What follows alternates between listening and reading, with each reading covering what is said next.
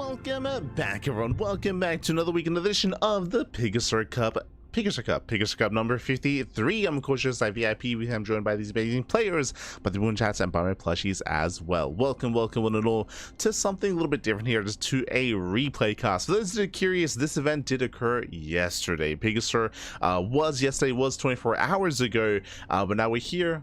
We are going to be covering some of those replays. Unfortunately, we weren't able to cover this live. Yesterday I was unavailable. There were some people over that were making some adjustments to the house to make things a little bit easier for my grandma to actually traverse. So like a bunch of ramps were added, a bunch of ways to like hold onto the wall as well, a bunch of basically a bunch of changes were made.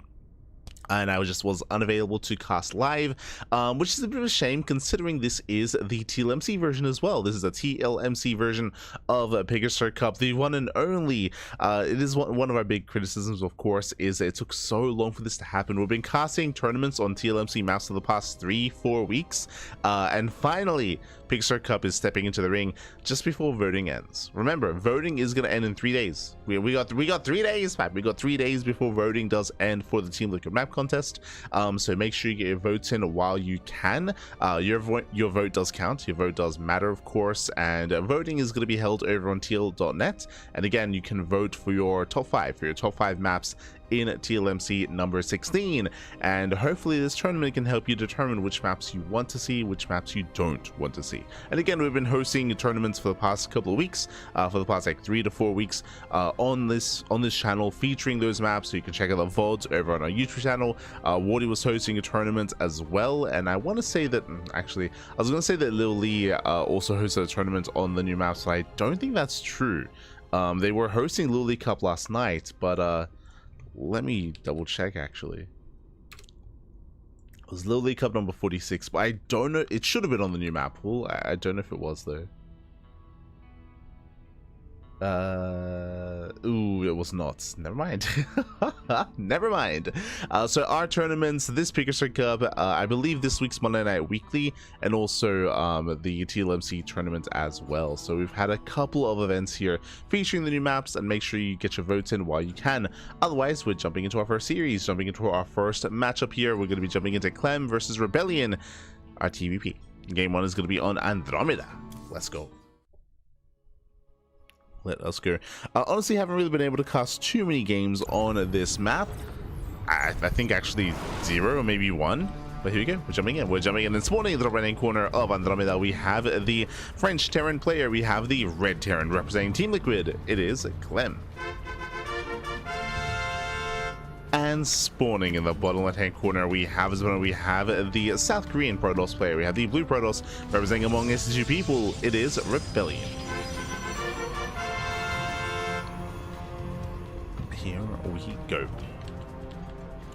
And again, Clem, he's one of the few regular Europeans that does compete in the PiGosaur Cup, that does stay up deep late into the night to take part and to actually perform. Shout out to players like Clem, like your Max, like some of these other players as well. Gerald, Nicaract, Wayne, sometimes Wayne. Do appreciate it. Likewise, for PiGosaur Cup, it is in the morning for the Korean region, so a lot of the Koreans do wake up early to compete as well. Some of them stay up late. Este bien. But there are players like ByuN that stay up all throughout the night to compete in this tournament as well. But now they're working on Andromeda. Andromeda does have a shorter rush distance by ground, has a decently secure 3-way setup here. There's a bit of a wider ramp in between the third and the natural, and of course we have the wider entrance into the third base, and this is where things do kind of get complicated here. We did provide some feedback in regards to the center area here of the map. We do have a very direct rush distance from third base to third expansion. Not just that, but there's a lot of terrain here to really obstruct any surrounds or any engagements ahead of time when it comes to these rocks, when it comes to the tall grass, and when it comes to the elevated high ground as well, and of course the better tank positionings behind some of the terrain, behind some of the towers, behind some of the rocks. So essentially going for a frontal push here from third across the map can be very difficult to slow down. All-ins will hit very hard, 3-base all-ins specifically, and this applies to all matchups. It applies to Terran players going for an ARAX in TVP, TVZ for example, or it is in regards to Terran players going for all-ins in TvP as well. It's a little bit different, as Protoss players, they can attempt to engage and kite back, but there's no like high ground, there's no elevated position to try to kite back to. The tall grass does help a little bit here when it comes to Protoss players slowing down all-ins, but again, it can hit quite hard, and that's what we're expecting out of Clem. If you've been watching Clem as of late, you would know that he's been doing nothing but all-in. It's how he's been taking maps in the series off of players like Classic, Hero, and Max Packs, is just commit and double down. It has been a little bit more rare to see Clem commit into the mid game. The reason for this, especially on the new patch, is that Protoss players, they are looking quite strong and quite powerful in the mid game in TvP. Especially because now they have more options. They have Storm, but they also have Colossus as well. The reason why Colossus are back on the table is because of the nerf to the Ghost, is because of the light tag. Suddenly, because the Ghost is now light, that means that Colossus are more viable. They do bonus damage to Ghost, and players rushing the Ghost have been struggling that much more against Protoss that do go Colossus instead of Storm. So TvP has been changing quite a bit. And again, we're expecting hyper aggression out of Clem. For the time being, it was double gas. Double gas opener, faster factory into a faster starport, into an earlier drop. Reaper does move out, so will harass. And does he get one probe? Not bad. One probe does go down. There are these fringe bases on the left and right hand side of the map as well, but honestly they shouldn't really come into play aside from whenever you play against mech, or if a player decides to turtle up into sky toss. Drop is intercepted. Not bad here by Rebellion, does spot the drop, does force the unload. Medevac gets very low. Clem will be able to break out. Catching a probe. So anyway, Rebellion.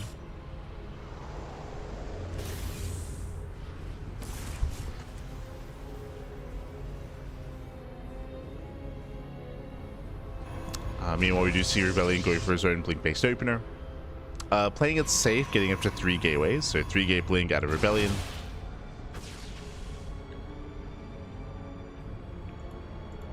But he needs those warp-ins as Clem is pushing here and now. I spoke earlier about the strength of 3 base all-ins, but I mean aggression in general is going to be favored here. So Clem, he makes the first tank, he rushes across the map, he gets one, he gets two Stalkers, and Blink is not done. Yeah, Blink is not done. Stalkers getting caught out, massive pickoffs. And Clem is just going for the kill, going for the natural. The tank will take an extra volley. Nice KDA charge. Very nice KDA charge there. Tank goes down before the cost of 3 Stalkers. There's 1 Stalker left. Viking lands, boys are being pulled. Shield battery is barely targeted down. And this is critical damage. This is game-ending damage here. Getting the almost entire mineral line. 8 probes do fall. That's half the mineral line going down. A little bit indecisive, but we'll go for the Stalkers. Blink is now complete. Blink is complete, and he's going for the probes. Stalkers are very low as well. And he will break the natural. Yeah, we're just rallying. We're just rallying across. GG gets called, and Clem, before we can even talk about the mid-game, Clem, he will take game number 1. GG.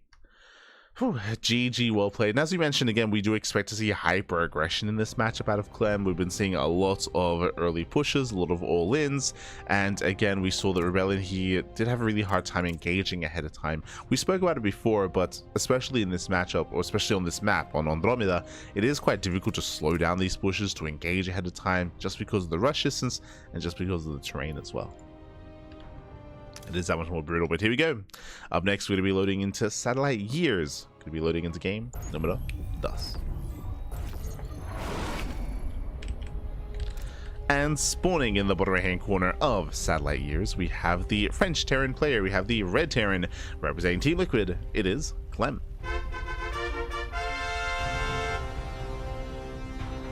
And spawning in the top left-hand corner of Satellite Years, we have as opponent, we have the South Korean Protoss player. We have the pink Protoss representing among us 2 people. It is Rebellion. We go. Now, when it comes to the strength of all-ins, especially on Andromeda, the map we were just on, I don't really know how strong and how powerful ARAX is going to be in the new meta, just because of the change to the Baneling. With Banelings being more accessible, being more viable as well, that will take away some of the strength of an ARAX, so it's possible that that might just be a non-factor and something no longer to consider when it comes to some of these maps. I feel like we have to see a little bit more ZVT to really confirm that. For now though, welcome to Satellite Years.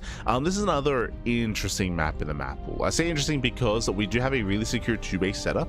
We have a ramp coming into the natural, which is a rare sight. We don't often get to see too many of those maps, for good reason, as again they can be very defensive and you don't want a map pool with too many or too much of that feature. We have the low ground setup here, which can be abused, which can be taken advantage of. We have seen Terran players go for 2-base all-ins and 3-base all-ins, mainly 2-base all-ins. We have seen them wedge themselves in between the 2 bases, siege up their tanks, and break their opponent then and there. So that is something to bear in mind. That is something to consider, and something that can be a big threat to Protoss players. Meanwhile, we have the third. The third base is also a little bit more exposed. We have a wide ramp on the right-hand side. We have the area on the low ground that can be abused, as we mentioned. We also have a very wide ramp on the left-hand side as well. If you recall, we were speculating that this area shouldn't, it potentially wasn't meant to be that wide, just because of the cables here, how they end a little bit abruptly, almost looking like there should have been a little bit more terrain here, a little bit more of a tower here to wall this area up and to create somewhat of a choke point. But again, it's very open third. But the reasoning for this is because of the fourth. Bam, the fourth base is right next to the third, so we have an almost in base, like third and fourth base with each other, so they do come hand in hand. Of course, you don't double expand. You still have to establish your third base, and you can still be all in at your third as well. But if you can establish a fourth base, like your 4-base setup here is pretty easily secured, just because your bases are right next to each other. Rotations are very easy between your initial 4 bases, if you can get your 4th base up and running, if you can survive said 3-base all in. For now, we are going to be selling in Economic Opener this time at a Clem going for a Rax Expand. Some of the other features, we have the high yield gas bases in the center of the map, that is true, and we have the Zelnaga towers as well, which are walled off by these rocks. For now, we have our tech of choice. It is going to be a Robo Opener at Rebellion. Very interesting. Going for a Robo. This could be a couple different things. This could be a rush into Colossus. That is true. This could be a rush into Immortal production to go for an all-in. We can go for a War Prism, then into an Immortal, into a committed push across the map. We'll keep an eye on Rebellion here. This is considered to be very safe play, though. Very safe play, because it does allow you to get into faster Immortals and faster Colossus to defend against something like a 2-base all-in. It's possible that Rebellion might just be reading Clem, that he would just go for a 2-base all in here. Oh, Stargate? I believe this is a Tempest Rush, right? Rebellion does have some quirky builds he likes to whip out, but I believe this should be Robo into Stargate into Fleet Beacon? I believe.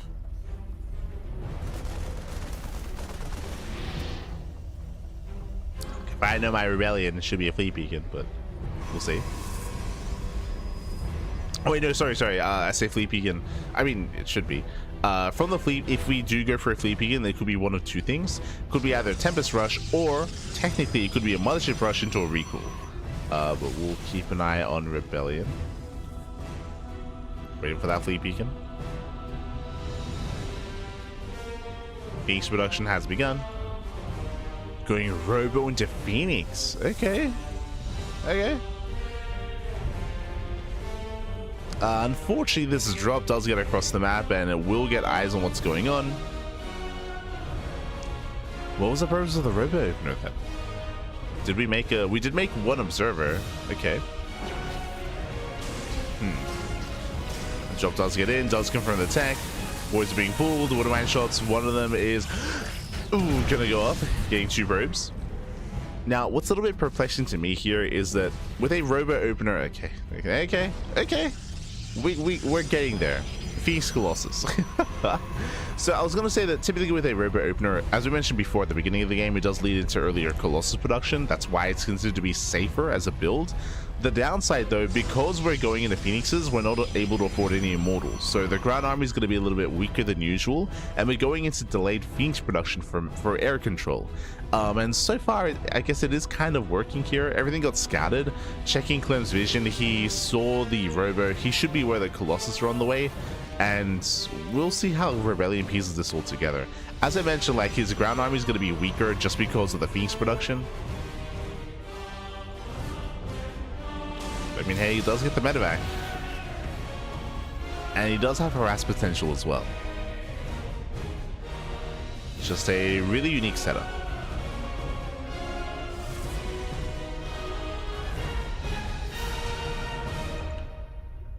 Phoenixes move out. We have only 2, getting a 3rd. So 3rd Phoenix on the way. 3rd TC out of Clem. Clem is not going for a 2-base all-in. He is expanding. Gets an SCV.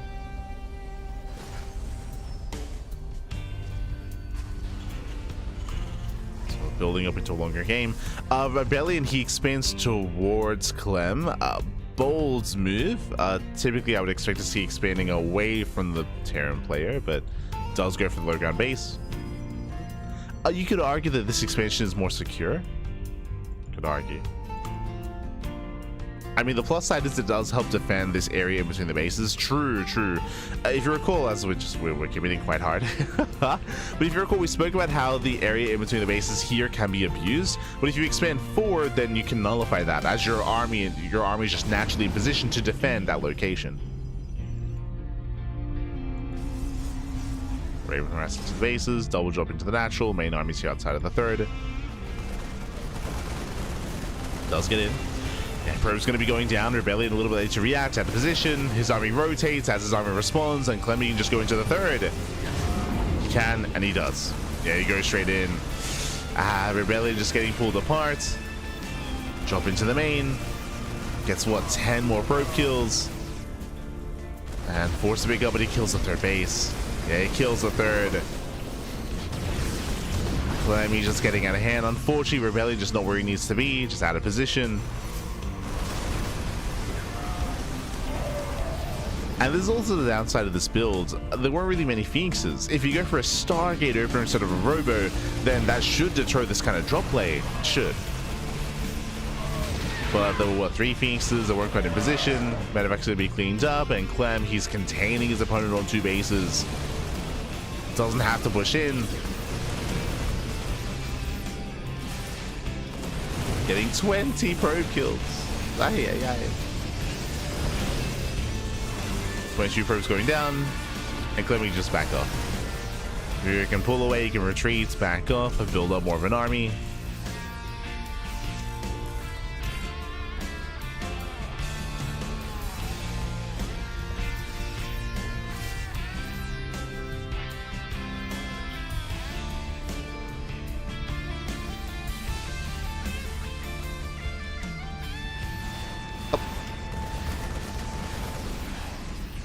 A little unfortunate with the War Prism, doesn't get across the map, and Rebellion is contained. He's contained, he's stuck on 2 bases. Clem behind this, taking his own 3rd base, now looking to take a 4th, or at least he can, if he so chose to. Clem can do whatever he wants. He's far enough ahead, he's stimming in. Yeah, dives on the Colossus, he gets 1, and he'll get the other as well. Yeah, the Marauders are just so robust. GG gets called, and Clem will take the series 2-0. GG.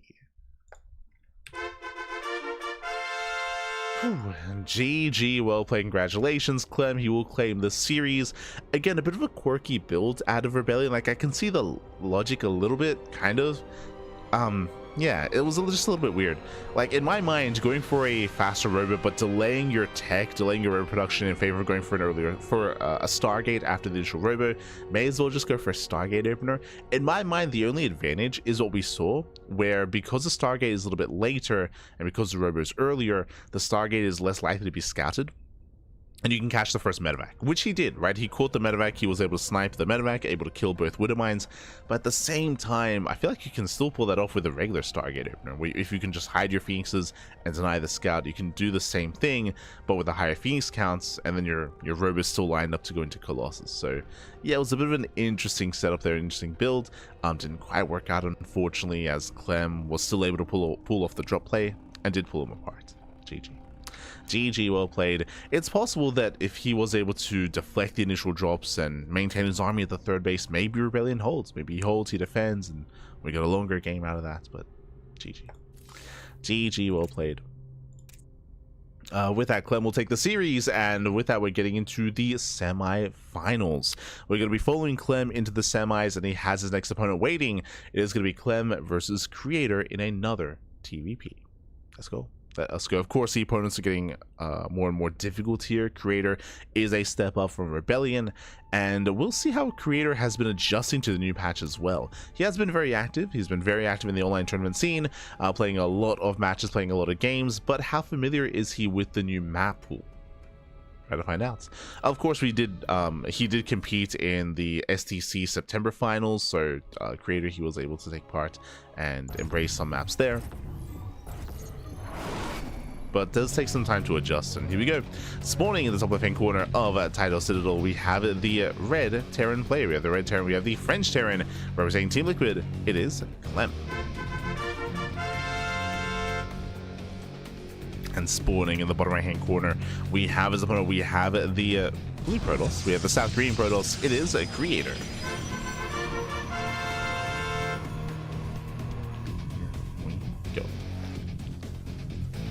We are moving out. We are setting up.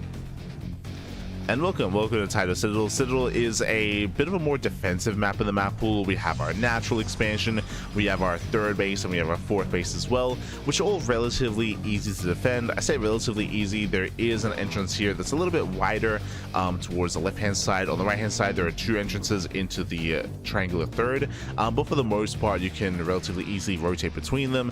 There is no attack path in between. There is one, but it is closed off by these rocks. It is a little bit more accessible. You can knock them down, you can gain access as the aggressing player, but I'm getting ahead of myself because Creator is opening up 2 gates. Oh boy, so 2 gate open out to Creator. Creator, he's hoping for a more greedy build.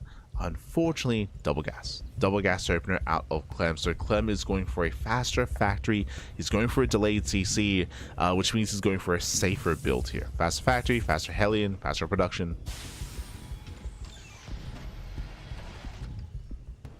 Oh, here comes the Zealot. Now, the goal of this build, for those that are maybe a little bit unfamiliar with 2 gate openers, the goal is you make a Zealot here from back at home. It's going to walk across the map. You proxy the Stalker, and you can make an Adept back at home as well to shade across the map to reinforce that much faster. And the goal is typically to force a cancel on the CC. Now, because of the double gas opener, it does mean it's going to be a bit of a later command center. But if Clem still gets that CC on the low ground, it can still be denied. It can still be cancelled. Creator can still get some damage done. If Clem plays it safe and goes to CC for on the high ground instead, different story. Once again, there's no SCV scout, so Clem, he has no idea that there is something missing, that something is amiss. The first Reaper does move out across the map, and Clem, he doesn't scout for a proxy. Does find the Zealot though.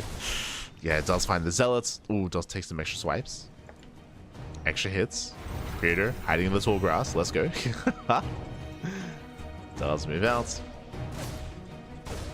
Stuck in the tall grass here. Going for the high ground, but so far Clem is keeping up. Stalker has arrived and CC on the high ground because of the scouts, right? Clem, he saw the Zealot. CC on the high ground, there's going to be no cancel. Reaper does not get away as there's no cliff face here into the main base towards the top side. It was here towards the south side instead. Players have to get used to it. Where are those Reaper cliffs? And Creator is pushing in. Cyclone is on the way. Cyclone is zones away the Stalkers. Ooh, getting a lot of damage. CC will be delayed. Not bad. Delays the command center. Supply blocks Clem. Supply block, nice sniper on the Stalker. Second Cyclone's on the way, Clem holds. So Clem, he does defend, and as we mentioned, it would have been disastrous if Clem had the CC on the low ground instead. The bunker would have been a non-factor, the high ground would have been a non-factor, and Creator could have gotten more damage done, but because of the scout of the Zealot, it screamed 2 gates, and Clem played it safe. Did play it safe.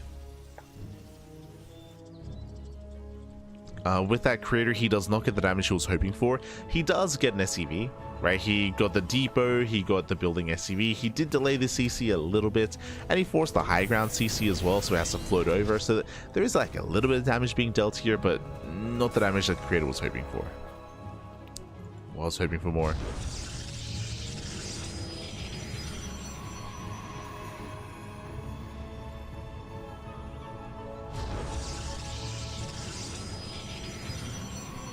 As Creator throws down 2 extra gateways, we have our 3 gate blink setup, so standard follower.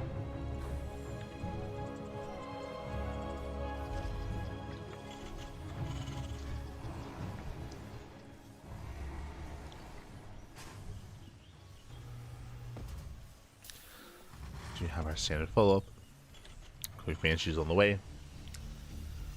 So chat, do we have any SC Evo tournaments on the horizon? For StarCraft Evolution, I believe their events are on a hiatus because of the PTR that they released and because of the new patch in the base game, right? We just had a new patch, so they still have a lot of work to do when it comes to balancing the game around like the latest patch, right? Around Storm, around the new Disruptor. A lot of changes have been made in StarCraft, so because of that, they're still working on said changes, on said balancing.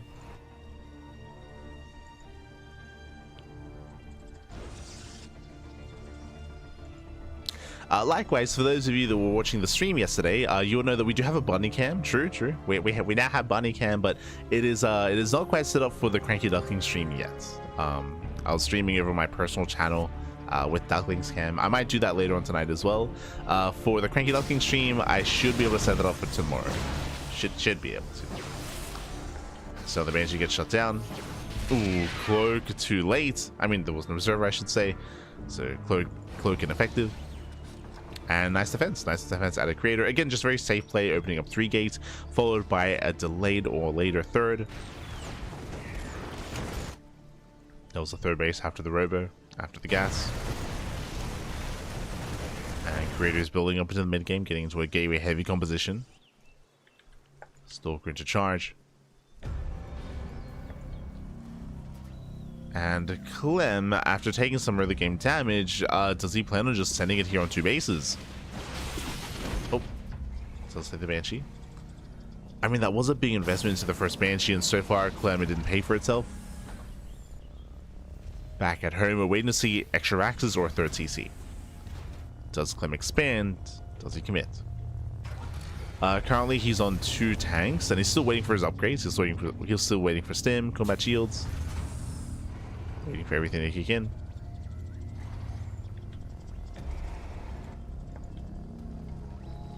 Creator setting up for a backstab, setting up for the War Prism. A Bay is on the way. The longer this goes on, I mean, Creator is working towards Colossus. And we have the answer, third CC. So Clem is expanding, he's getting into the mid game. Third CC is on the way. He's building up.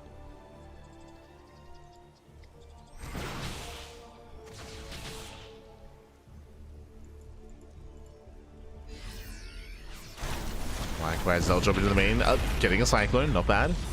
Gets a Cyclone, no local, another War Prism, another Warpin will complete. Oh, but so far, I mean, Clemmy does win the head-on fight. Yeah, he defends.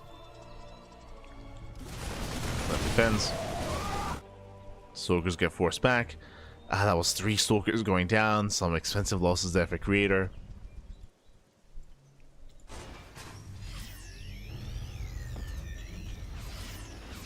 And remember, Clem, he isn't missing a timing or anything because he's expanding.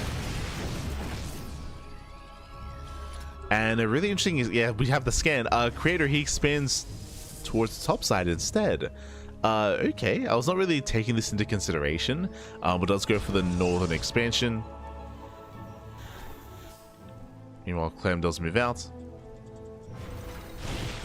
At the same time, Creator, he backstabs.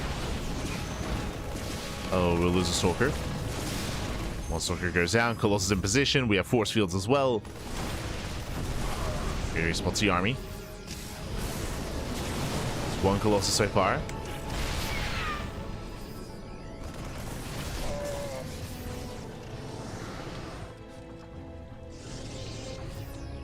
He's checking for the 4th base. He will find it.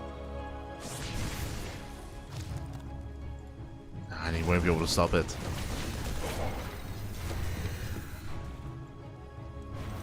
So far, so good. Creator, the plus side, of course, of expanding towards his opponent here is that these bases towards the left-hand side are going to be a little bit safer to take later on as a 5th.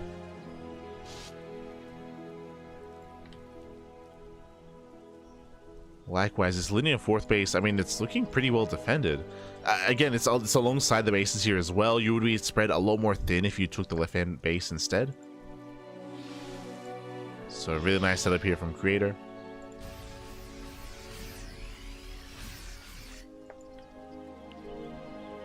Getting ready for a Zealot run by. Stalkers once again moving in. And Clem is getting a 4th CC. Okay.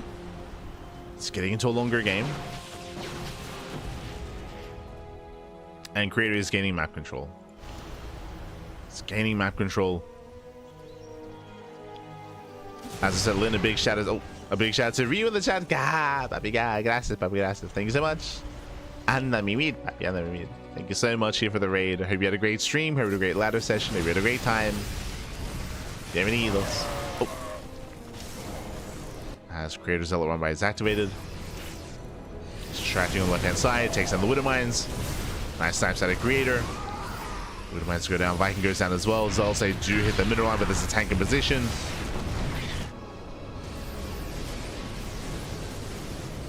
The first tank does go down. Does not get the second tank. Second tank survives. Mineral line is left for the most part untouched. Safe and sound.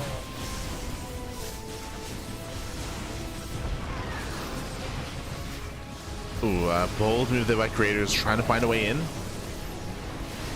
Taking a lot of hits. One Colossus goes down. Okay, it bleeds out a lot of Stalkers as well. Rough blink. But the Zealot run does get in. That's going to be 12 SCV kills, not bad. Where are the Vikings?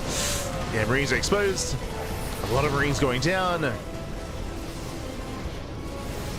Clem getting caught out. Vikings now moving in. There's not that many Stalkers. Yeah, there's not many Stalkers. Colossus wasting the DPS on the CC. And a rough fight here for Creator, but he's still breaking through the Bio army. And the economic damage. Yeah, Zealots they rally in. They catch reinforcements. More SCVs going down. And GG gets called. GG gets called. Clem is broken. And Creator, he does take game number 1. Whew. GG. GG, well played. Again, Clem having a really hard time splitting up his army, winding it back, especially in that final fight. You saw that Clem, he was responding with Vikings and Banshees towards the harassment, whereas he needed them against Colossus. A lot of bio was going down, and Clem did lose a lot of momentum when it came to his failed push across the map. A lot of it, I feel like, came down to the fact that he didn't see the 4th. Remember, he scanned the traditional 4th location, which I assumed would be taken as well. He scanned towards the bottom left when Creator was taking top right, and he was able to get his 4th base uncontested. Clem, he moved out, he pushed, but because he didn't know where the base was, he wasn't applying any pressure towards that 4th. He wasn't looking to punish it. He didn't know it was there until later. Remember, he scouted, he confirmed the 4th base when he was retreating, when he was pulling away from the 3rd, right? When by the time Creator had already deflected the army, and then Clem had to kind of admit his fate. He had to just turtle up and work towards a 4th base, and did lose map control. GG. GG, well played. And again, like, I was caught off guard as well by Creator's 4th location. Definitely something that, again, is a bit of a learning curve when it comes to these new maps, is confirming the 4th base, confirming it, punishing it, of course. And now we're getting into game number 2, and spawning in the bottom left-hand corner of the Old Republic, we have the French Terran player. We have the French Terran himself. We have the Red Terran. Oh, sorry, I have to fix the out of game score. We have the Red Terran down in the series representing Team Liquid. It is Clem. And spawning in the top right hand corner, we have his opponent. We have the South Korean Protoss player. We have the blue Protoss leading the series 1-0. It is a Creator. Go. But again, Clem, he was unable to slow down the economy, to deny or delay expansions, and do anything to the mineral line.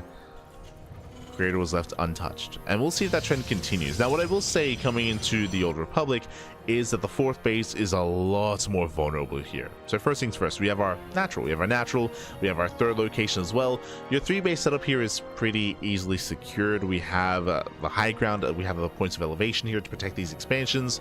We have 2 entrances into the 3rd base as well, but they're relatively narrow. Your army should be in position at the 3rd regardless, and from here we work towards the 4th expansion. Now, the 4th base, we have 2 options. We have the low ground 4th expansion, which is a little more exposed, a lot of angles of attack, and of course it's on the low ground.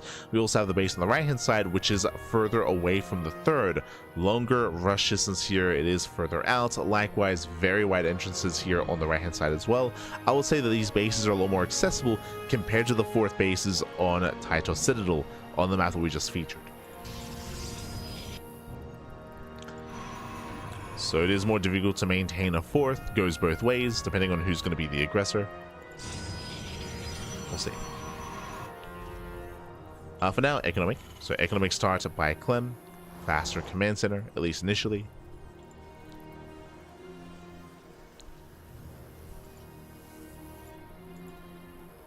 As he's checking for a 2-gate setup. Makes sense. After the last game.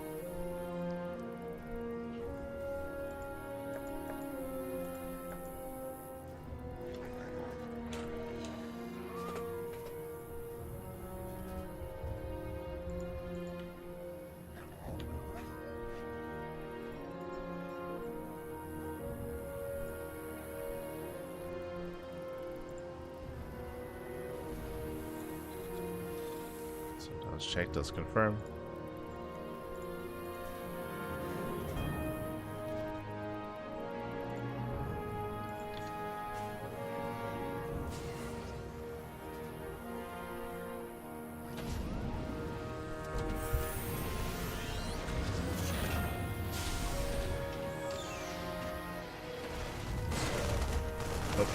As it does get into the main base, does get a scout, a very important scout actually. That is a second Rax.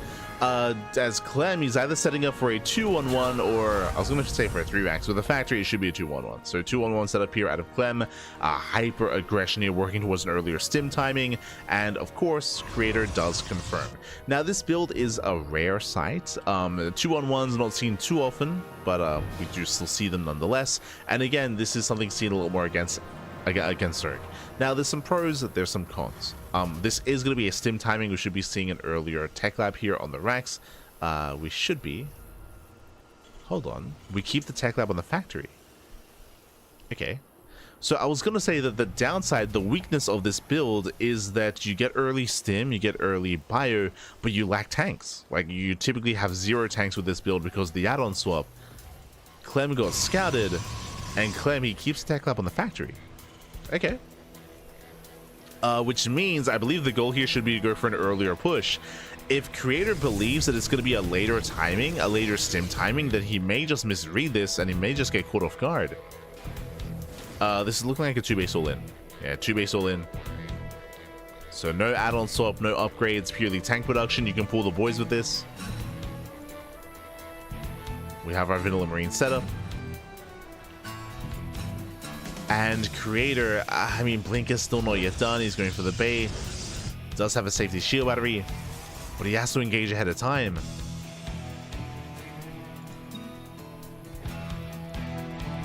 He's moving out. Ooh, gets a Cyclone. Nice pickup. So let's get the Cyclone. Gets a Marine. Oh, that's 2.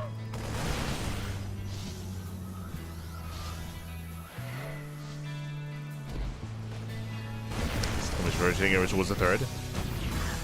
Here, trying to engage. Blink is now done. Getting extra stalkers.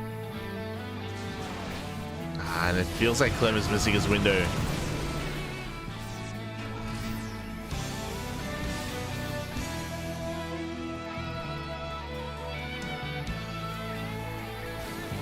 Oh, no siege. Ideally, Clem wants to try to catch out those stalkers. He's trying.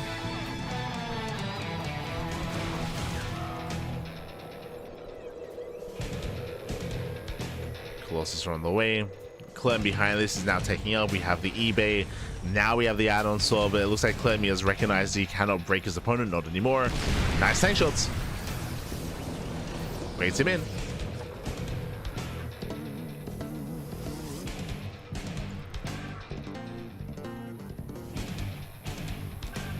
Clem backs off.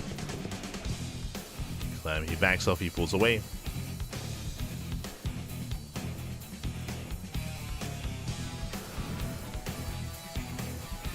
We have a game. Do you have a game here? Now, Creator, his 3rd base is delayed because of the aggression, because of the pressure of Clem. At the same time, what's important is that Clem, sure, he didn't break his opponent, but he did preserve the tanks, right? The tanks have been building up over time. So there's 4 tanks. He did retain them, didn't lose them.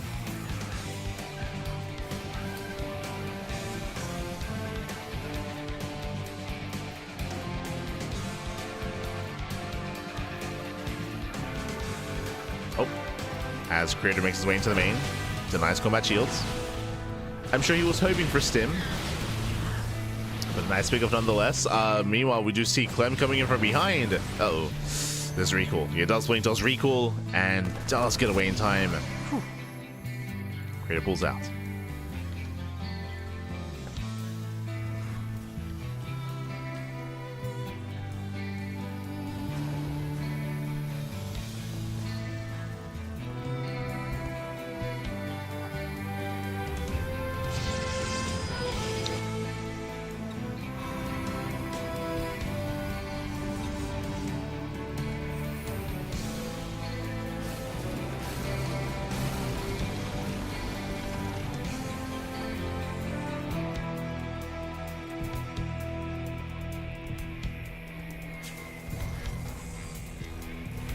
Again, Clem is securing himself, establishing his own third. Meanwhile, Creator taking his fourth. Now, as the game slows down and as we build up into the mid game, this is where I do lean towards Creator here, as the Protoss player is going to be much more favored as they do gain map control.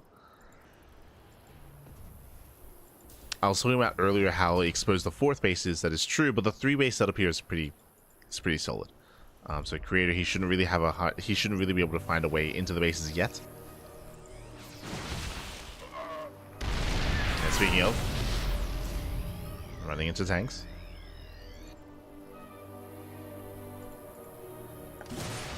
Something that I do like as well that we have been seeing, if you didn't notice already, like, we've rarely seen Storm in TVP, and once again, we're not seeing Storm here either. It is very meta currently, and it's still early in the patch, but it's very meta to go Colossus. Very meta to just go Colossus first, and Colossus into Disruptor. And as a result, we do see a faster second starport and mass Viking production. No ghosts. No Ghost Academy, no Ghosts. If you recall at the start of this broadcast, I spoke about this matchup. I spoke about how players have been struggling, players specifically that have been rushing Ghosts because they've been so just accustomed to that, especially in the previous patch, in the previous meta. But here we have been delaying the Ghost Academy instead, for good reason. As you do need those extra Vikings. That is how we assumed that the matchup would evolve, if you recall. We did theorize that faster second starports and delayed Ghost Academies were going to be the norm coming into the new patch. And we're getting there.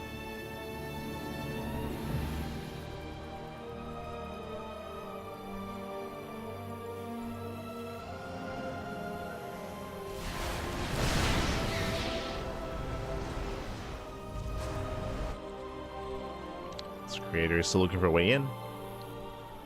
Taking another expansion. Creator is going Colossus not into Disruptor, Colossus into Storm. Problem here is that now we have the Ghost on the way. What will be the answer to that?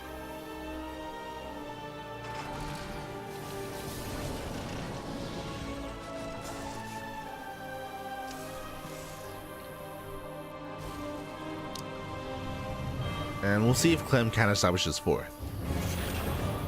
Going for the low ground expansion. I mean, the tanks on the high ground will help defend. Army is moving in. The other interesting thing here is that Clem, he actually expands as he maxes out. So he's not going for an earlier fourth base, he'll max out first. So playing very carefully. Understanding just how difficult it is to take that fourth.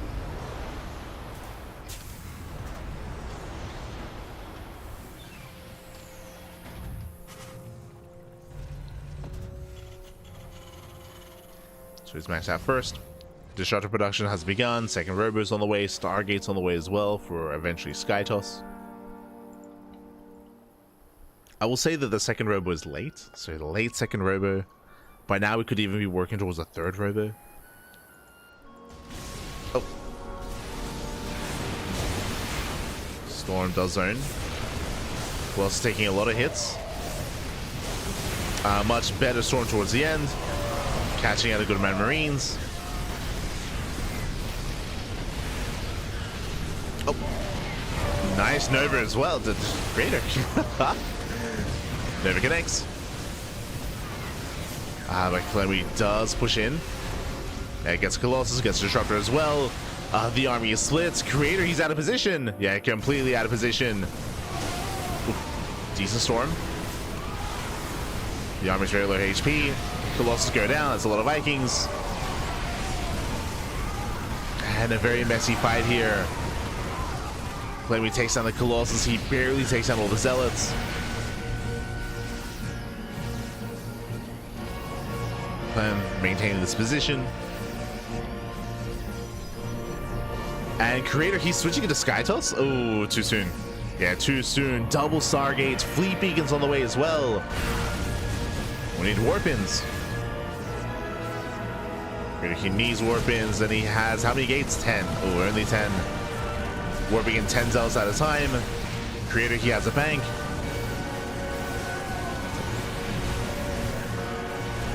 And Clemmy does it. Yeah, Clemmy's raking through. There's no splash damage, there's no storm, no Colossus. The one Colossus just now pops out, no disruptor either. And with that, Clemmy overwhelms. Breaks through the Colossus. Nice CMP on the Immortals. And GG gets called. Clemmy breaks through, and Clem ties up the series 1-1. GG. Whew. GG, well played. Creator, he was in a decent position, not gonna lie, but he was a little bit too greedy. He was a little bit too greedy there. We did see the Creator, he was too greedy. He was taking up into Sky Toss when really what did he need? Extra gateways. He only had 10. Only 10 gateways. So after the fight, he couldn't remax. He couldn't remax, he couldn't rebuild. He was trying, but alas, again, with limited gateways, he could only warp in 10 Zealots at a time. Not enough to defend. GG. GG, well played. Creator just getting a little bit too excited and thinking a little bit too far ahead. Just thinking too far ahead. And with that, we're now getting into game number 3, loading into 10,000 feet.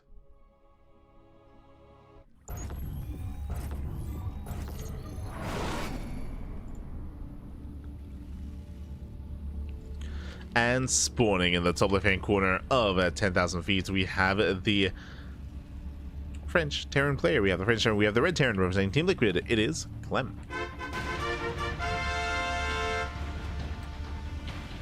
And spawning in the bottom right hand corner, we have his opponents. We have the blue Protoss, the blue Protoss himself from South Korea. It is a Creator.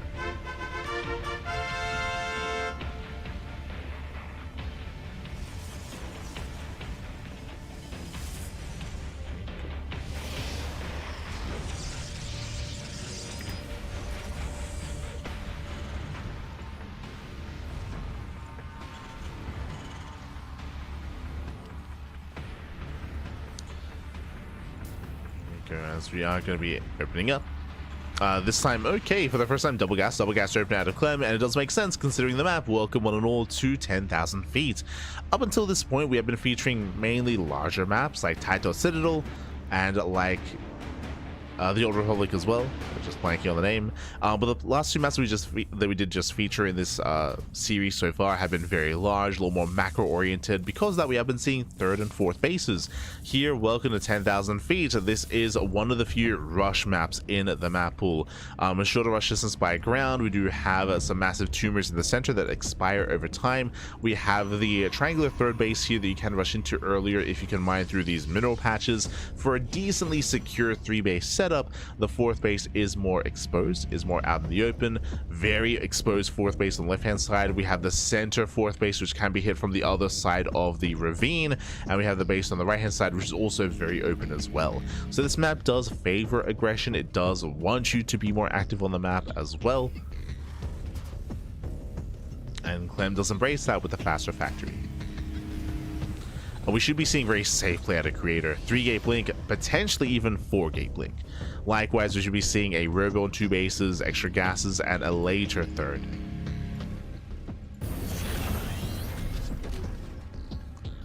See sound in the chat. Nobody's out. Oh, no. Yeah, no bunny cam for this cast, unfortunately. No bunny cam.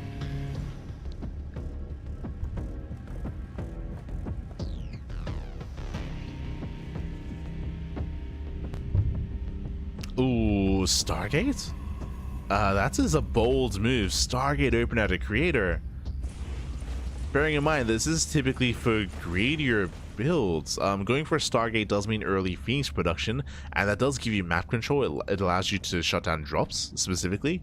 But against an all-in, this is less effective. Assuming the Clem all-ins. It's possible he doesn't. Clem, he's going for a CC on the high ground. We do have the 1-1-1 on the way. Clem has been playing very macro-oriented so far this series, but a lot of it has to do with the maps.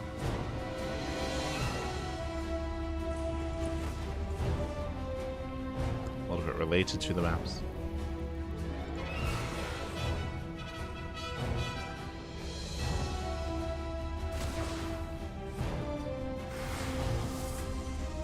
Two more gates on the way, so we have a 3-gate follow-up here. Going for an Oracle, not a Phoenix. Okay, interesting. Does go Oracle first. Into Phoenix. Drop is moving out.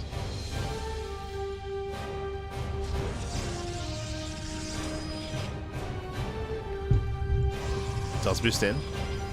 Creator, he will miss the drop. Just barely. Oh, does spot it. There we go, does spot it. And the Widow Mine is going to be zoned away. It does reposition.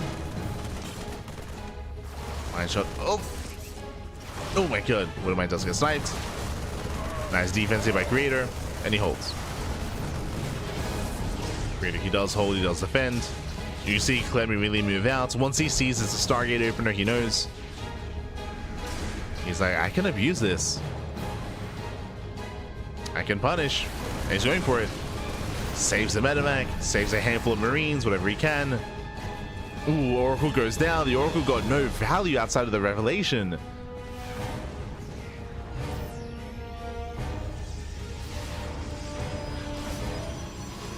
Nice 3 shots with the Vikings. Tank has arrived as well.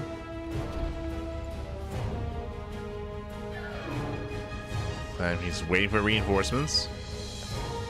Phoenix is ideally trying to catch him. But Clem, you already got across the map. Phoenix is there out of position. They were able to defend. And Clem is going for the third. And there's no saving this third base. Yeah, there's a cancellation. Clem, you just keep pushing. Oh. Tank's getting in position. 3 Phoenixes in total. And looking for the lift. Oh! Yeah, nice shot with the medevac. Another Phoenix goes down. And Clem pulls away. Then he barely does pull away. Final Phoenix will fall. But he just doesn't have the support. So yeah, tanks are going down. Nice PiGosaur here by Creator. Gets one of the tanks. Vikings A land. Can he get the Immortal? Up! Can he get it? The Immortal barely goes down. Not bad. Yeah, very chaotic. Very chaotic fight here. Creator, he will clean up. Cleans up the tanks. And I would say that was a better fight for Creator. On the one hand, though, he did lose his third, right? The third base did go down. So economically, Clem is ahead. Clem, he has a greater economy. And Creator, he's down to... Oh, he's rebuilding his Phoenixes. Does rebuild. Oh, Twilight Council was late. Forge is late as well. All the tech was delayed. Which means there's a bigger window here available for Clem. But he expands. He gets a third. No shot, he's committing. Yeah, does commit. The boys are being pulled. Does go for the lift. And there's a bold move here from Creator. He does get one of the tanks.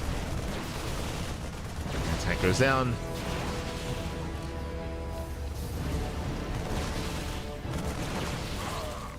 Gets a Marine, tries to deny some mining.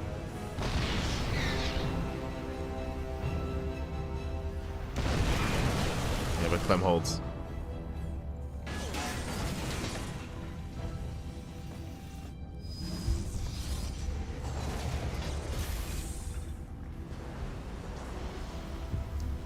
Clem, he does hold on. Not too certain if that was really worth of a Creator. He did get a tank, true. Did get one tank. And now he can feel safer getting his third base. Working towards Storm. For the first time this series, going Storm first, not Colossus.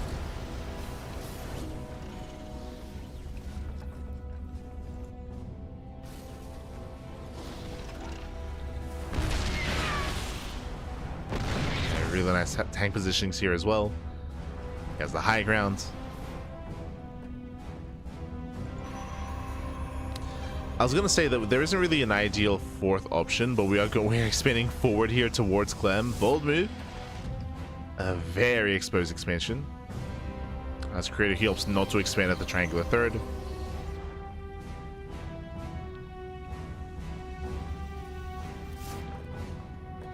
And again, you can set up tanks on the other side to just deny mining at the mineral line. You just shell away at the probes from the other side.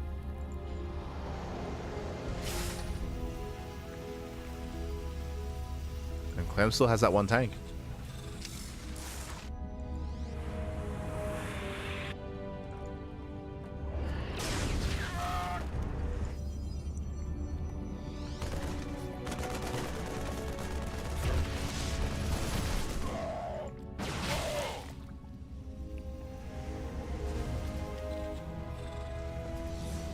Creator's moving out. Creator, he actually never got into Storm. He did get the Temple Archives, but only for Archons. He's actually quite committed here. The lack of splash damage means that he will not scale too well into a longer game. And he's just gonna send it. Okay, let's go. He commits. Yeah, he commits in.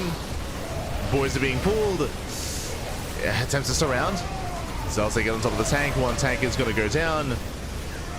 Mind shot doesn't quite connect. And Clem, you will hold. Yeah, he will hold on. Cleans up all the zealots. Gets all the main army. It'll cost him 19 SCVs. That's a lot of workers going down. And Storm only just now begins. So also they're trading well. Getting very nicely.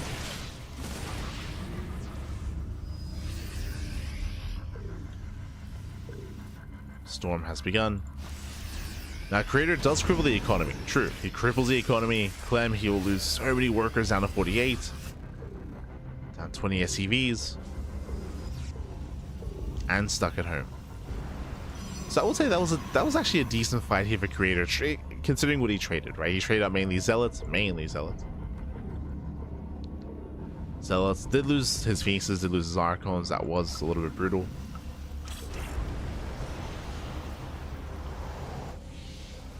And Clem is opting to defend, to turtle up. He's defending on 3 bases, getting a 4th CC as well. Yo, Clem has been watching. Has he been watching ByuN? Let's go.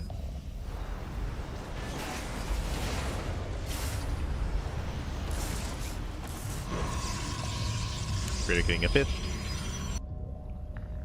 Hoping he mines through those patches soon.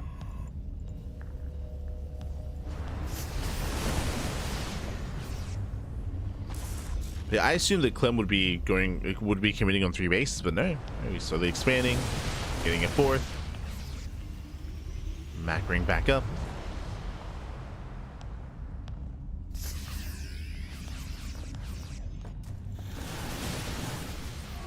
Storm is ready. First Storm does run away.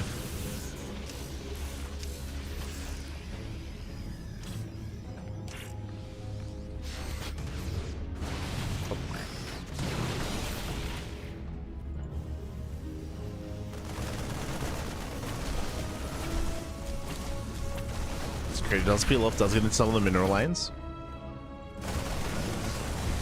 Catching a couple of SCVs.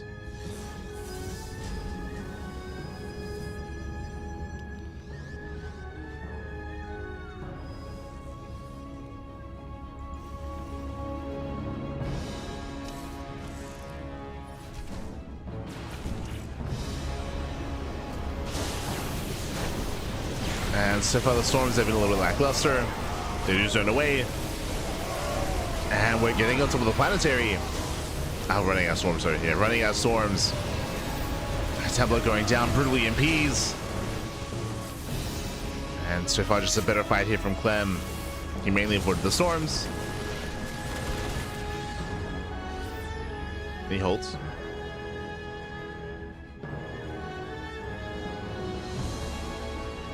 And Clem, he holds on. He defends. We see Creator trying to work towards disruptors. He's getting there.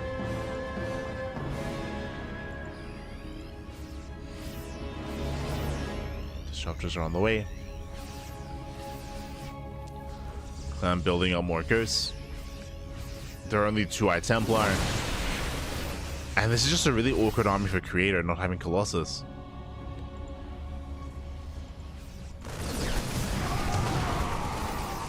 There's just no consistent splash damage here for the Protoss. And Disruptors, of course, are going to be very hit and miss. We'll see. This Creator's going to be heavily reliant on these Novas connecting.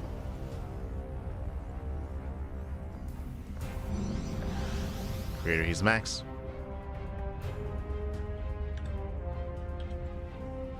Going for the mineral line.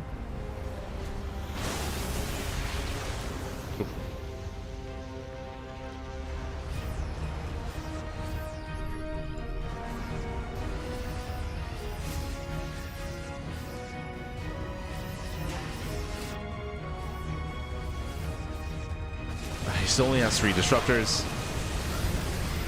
Then we can just move in. Oh, Nova connects. Nova does crazy army.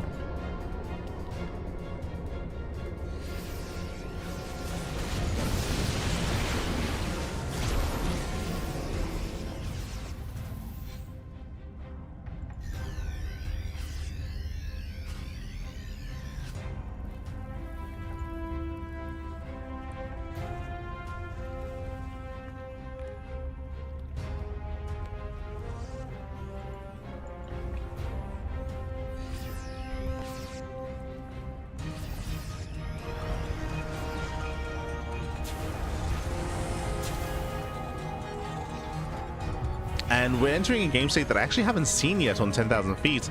We're getting to a split map scenario. We're cutting the map in half. We're maxing out. The Creator is working towards Sky Toss again. We saw this attempted earlier on the Old Republic. He's up to 6 Disruptors.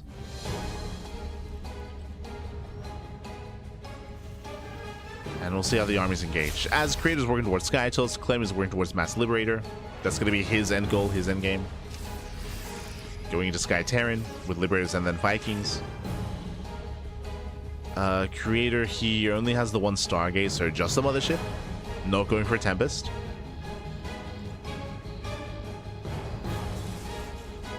And this may hurt him in the long run. We did kind of criticize Creator for rushing into Tempest or trying to get into Tempest too quickly on the Old Republic. Here, now would be the time. Just because Clem is turtling up so hard, right? He's turtling up so hard, now is the time to tech up.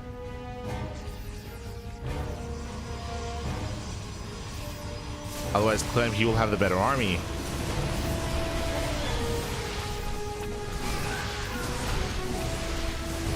Again, like, what's the answer to Mass Liberator? How many do we have? 7. 7 Liberators. Liberations moving in. There are 5 Stalkers. There's 5 Stalkers, Pat. There's more Liberators than there are Stalkers. And just now warping in. We got nukes on the way. And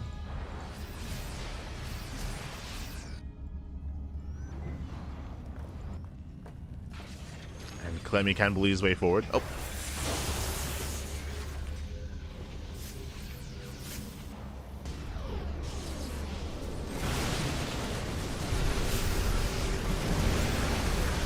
Goes off. Mid-range connections. Yeah, but Nova's doing with. Yeah, no connections here. That's 3 Novas going off. There's only 5 Disruptors. So we have a low Disruptor count. Creator, he has mainly a Zealot-based army.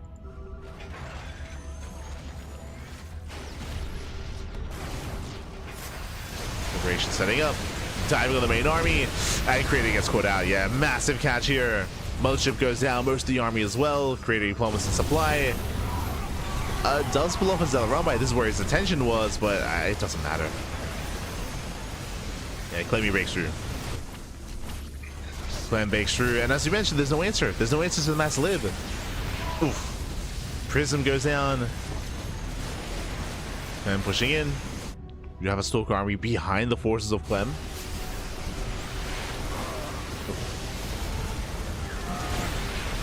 Colossus does fall. Brings out the Colossus. Zelzek coming from behind. Stalkers as well. Vikings are helping. But GG. Yeah, GG gets called. There's just too much Terran. And Clem, he outpositions Creator. And Clem takes the lead in the series 2-1. GG. Whew. GG, well played. Again, just a really unfortunate setup from Creator. He did not have the army he needed. He was stuck on a very Zealot heavy composition. He had no Colossus. If you recall, we had Colossus towards the end though, like after he had already lost his main army. He had a mothership, but he had no setup for Skytos, for Tempest, and it was just outscaled. Clem was able to embrace his Liberators, and Creator just was not ready for that. GG. GG, well played. With that, Clem takes a lead, and now we're getting into game number 4. Going to be loading into Andromeda. Here we go. But yeah, just a really awkward setup there for Creator. I don't think he really expected or mentally he was ready to go into the later game. Unlike on the Old Republic. So we had later tech. Later setup, and here we go. Spawning in the top right hand corner of Andromeda, we have the French Terran player. We have the red Terran representing Team Liquid. Leading the series 2-1, it is Clem.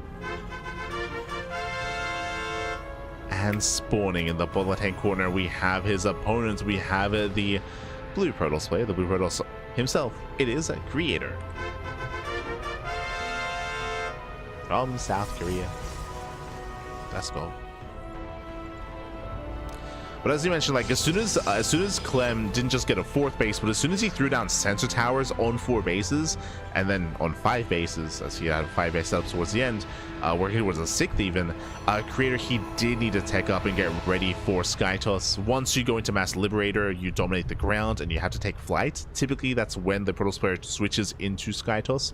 I say typically because technically you can still play against Liberator heavy compositions with Mass Stalker, but you need a lot, right? You need a lot of Stalkers, you need a very mobile army to be able to outposition, to go in, to snipe like 1, 2, 3 Liberators at a time. Didn't really have that, and unfortunately he had no, again, consistent splash damage. Took a long time to get into Colossus. We had Colossus at the very end of the game, and the Novas are not good enough, right? So the Purification Novas, they were not good enough, they were not connecting.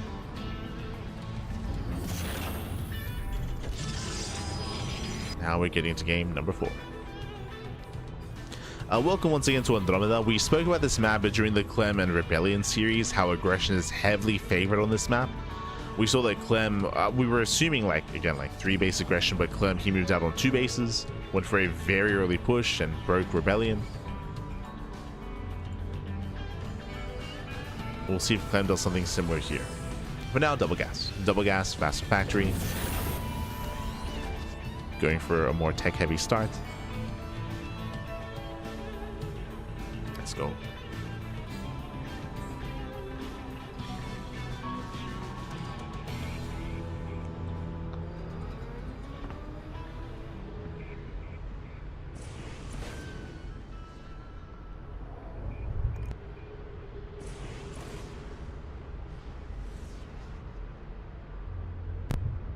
Let me picks in. Twilight Council opener out of Creator. I'm bringing that up just because last game we did have a Stargate, which was crazy. It was a Stargate opener.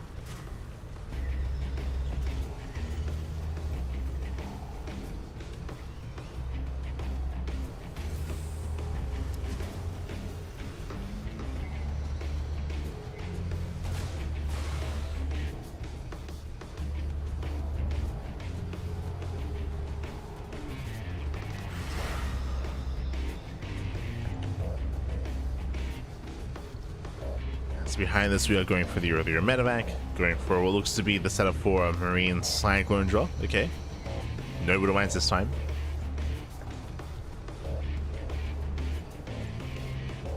Cyclones have a lot of potential, especially in the early game. The first Cyclone has arrived, going straight into tanks from here. So Clem, he's going to be more aggressive, more assertive.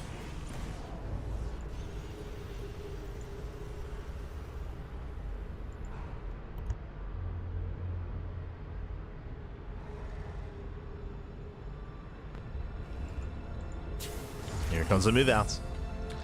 He has 8 Marines, a Reaper, a Cyclone, the Medevac. And we're waiting for the first tank. Oof. And again, this is very similar to what we saw against Rebellion. So insanely early push. Creator, he does not see this ahead of time. He does not slow this down. He's now fanning out his army. And Creator, he just outspots this. And he's out of position. He's racing back home. He's on low ground. Stalker's getting caught out. Yeah, out of range of the shield battery. And Clem, he does wedge himself in between the bases here. Brutal position for Creator. Ay, ay, ay. Nice control. Cyclone does not go down. Getting within range of the gateway. Catching out more Stalkers. 1, 2, 3 Stalkers going down. And that is just too many losses here for Creator. Ay, ay, ay. We'll lose the gateway. Down to 2. Cyclone finally falls. And Clem is just rallying. He's just rallying everything across the map. He does pull a couple of boys. He knows how close he is to killing Creator. And again, this is all we've seen on Andromeda. Like just hyper aggression. The boys are being pulled. Dies on the tank. Does get it. Tank goes down, but we have more. There's more tanks where that came from, Pappy. The Vikings land and Clem is just snowballing out of control. Shoots the natural, takes down the shield batteries, roving through the immortals on the way. He needs more time. He's gonna lose everything in the process. Once again, dives on the tank, but at the cost of so many Stalkers. And Creator, he may barely hold on here with his control. He's microing his heart out. Oh, never mind. Jesus. Immortals close to falling. 18 probe kills. And Clem's still not stopping, by the way. He's not backing up. And he does refuse to back up. Oof. Catches another Stalker. This time the tank will knock her down. And he's done it. GG gets called. Clem, he breaks the natural, and Clem, he will take the series 3-1, advancing on to the grand finals. GG. Whew. GG, well played. Congratulations, Clem. He will claim the series, and a very intense, very back and forth series here between himself and Creator. This last game was more one-sided, that is true. Unfortunately, Creator, he failed to scout the move out. He was unable to engage ahead of time, and unfortunately, just as the armor was coming, just as he missed it, he happened to fan out his units. And what did that mean? That meant that he lost 4 Stalkers. He had, sorry, I should say 3. 3 Stalkers, they were stuck on the low ground because he was scouting, and we saw he was just caught out of position. Those 3 Stalkers went down real fast and real quick. Doesn't sound like a lot, but what do those Stalkers mean? Extra DPS, the extra ability to actually get on top of the Cyclone, get on top of the first tank. We could have seen the defense there if those 3 Stalkers were kept alive. But again, was out of position. They went down almost for free, and Clem just snowballed from there. It was also really unfortunate that the Creator, he wasn't able to engage ahead of time, didn't see the move out until it was already in his face. And that also leads to the map, leads to the short rushes and spike rounds. GG. GG, well played. With that, congratulations, Clem, he will claim the series, and with that we have our grand finals. It's going to be a best of 5 between Clem and Solar. Here we go. It is going to be that TBZ. Yo, meanwhile, a shout to Enki, papi, Enki, gracias, papi, gracias. Thanks so much for subscribing. Thank you so much. Enki. Gracias, papi, gracias. But we are going to be going on a short break. Here as we get ready for the grand finals. Grand finales, papi. Best of 5. I do appreciate that we get to experience some TVZ here as well. Solar, he was able to work his way through the other side of the brackets. Going to be going on a short break. When we come back, we will have the finals between Clem and Solar. We'll see you soon. See you soon after the short break. See you soon.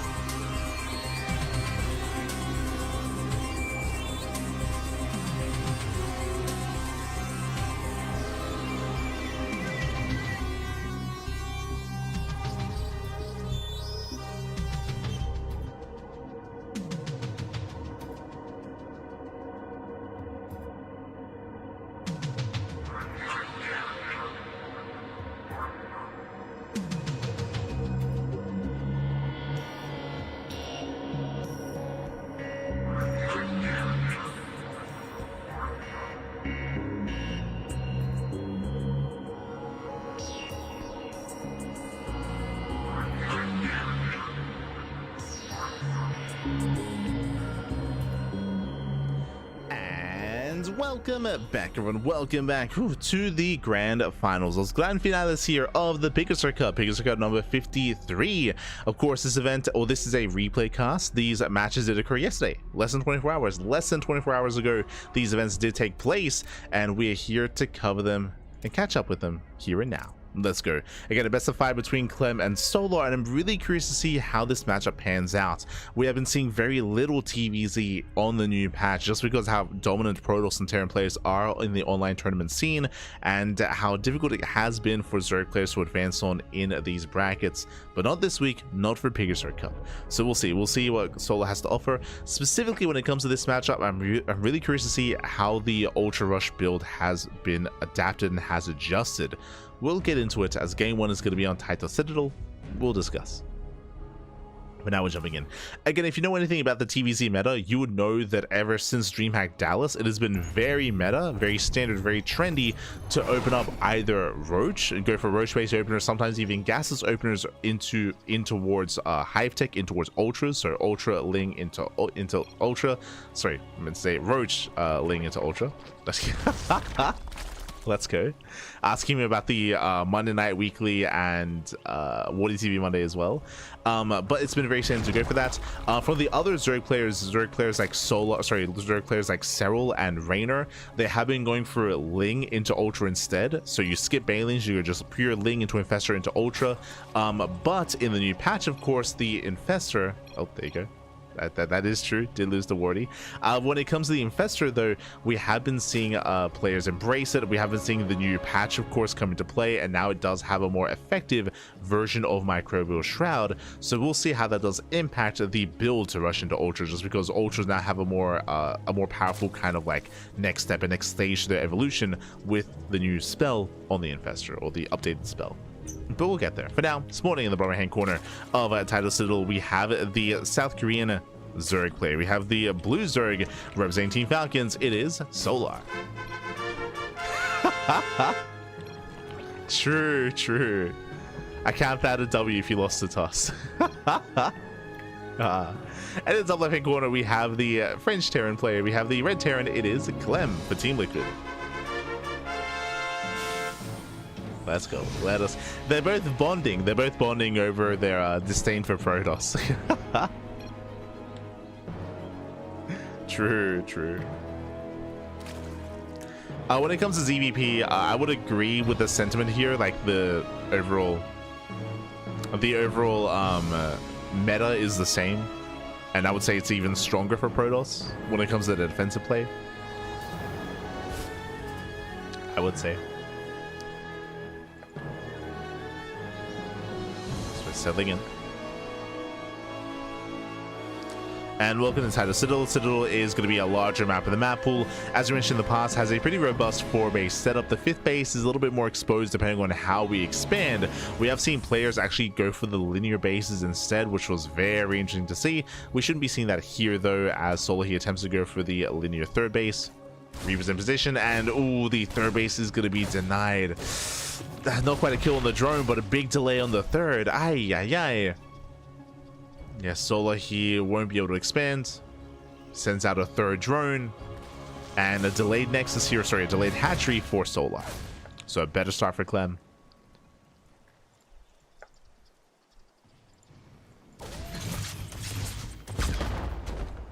Once again, gracias. Big shout out to Enki. El hermoso, papi, el hermoso. Enki. Gracias.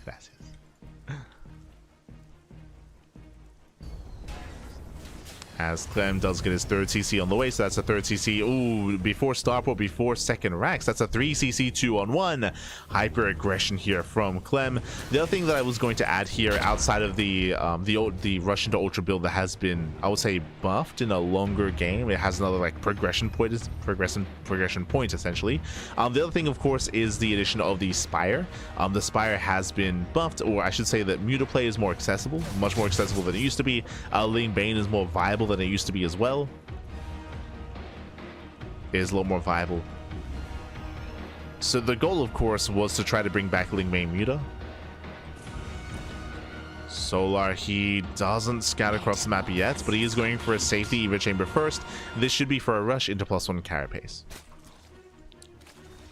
So very safe play here out of Solar and a solid read considering what he's up against. Considering he's up against a 2-1-1. Wanting it back, what is a 2-1-1? It means a faster second ranks, faster bioproduction, faster stim. Oh, and Solar, he did scout the 2-rack setup. He did scout the fact that the starport was not yet done. He knows. He saw the add-ons. Solar's aware. He already has +1 carapace on the way. A better start for Solar. Or I should say a good read. A good read out of Solar. As Hellions, they do bleed their way through. Lings are going down. There's nothing left. Only Queens. We're going straight for the mineral line. And drones are going to fall. Oof. Yeah, drones are lining up. Getting 3 out. Oh, they're lined up. Oh, getting up to 4. Barely not towards the end. But 4 drones do go down. That could have been so much worse. As we can maybe get 1 more. Lings have arrived. Solar defense. So he defends, he deflects the army. Cleans up the Hellions.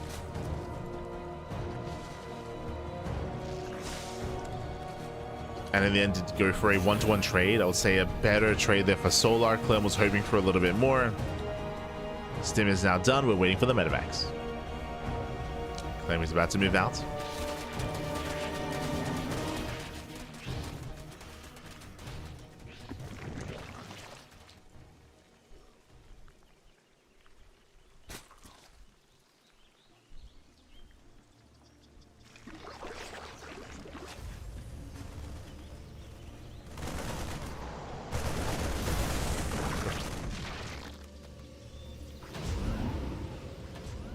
Cleans up the Overlord. Here comes the move out. Again, it's a little bit delayed here from Clem, but push is coming regardless.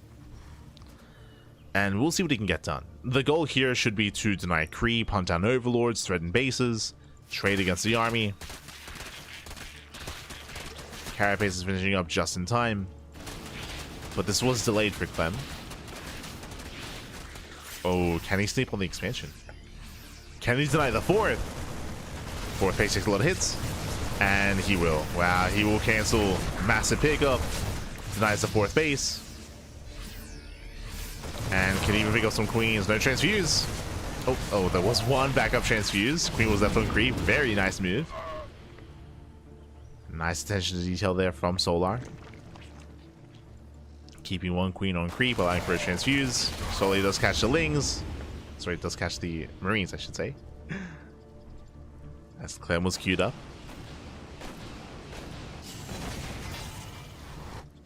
So we have a back and forth. Again, the 4th base going down was brutal for Solar. But he does survive. And here comes the Infestation. Now, if you recall, we spoke at the very start of the series about the rush into Ultra build.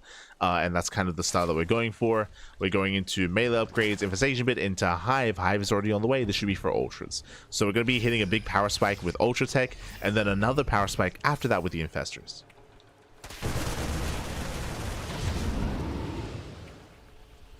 And we'll see if Solar can get there.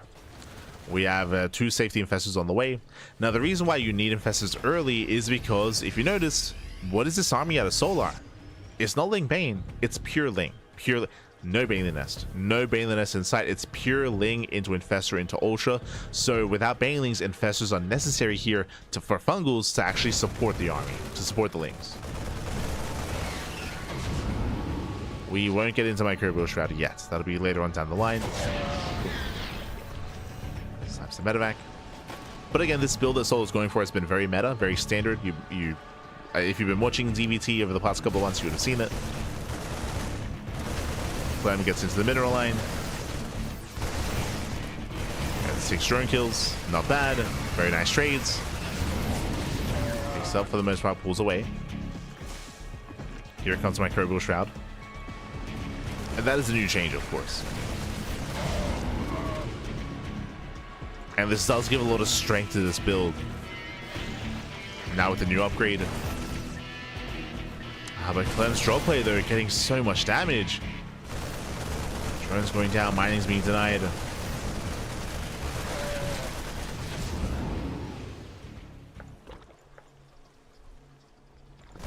Here come the Ultras.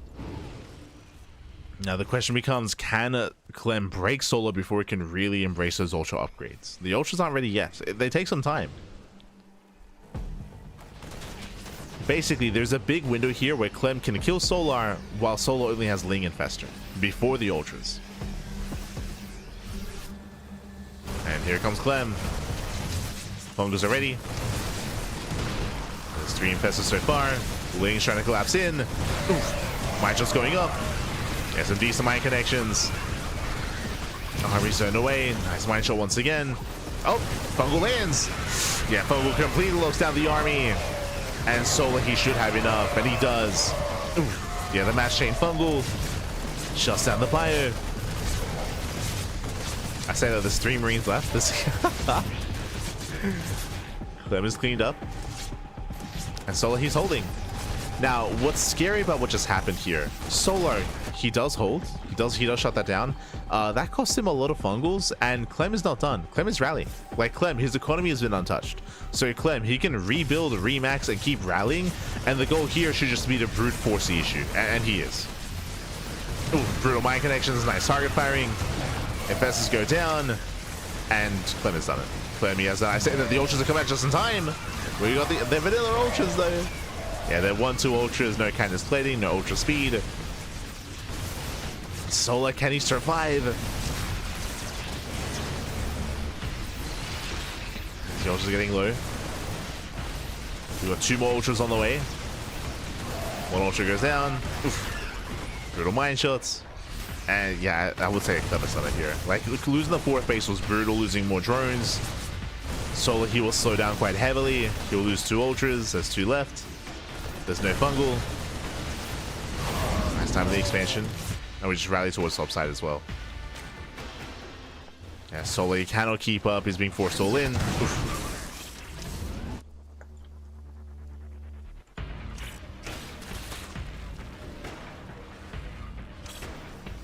It was just too much damage early on, referring to the drop play, referring to the initial push, referring to Clem sniping the expansion and killing how many drones so far? 24. 24 drones throughout the course of this game.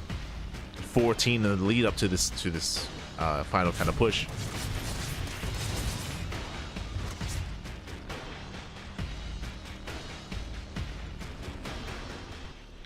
So he has 3 Ultras. Let's go. My shots are going up.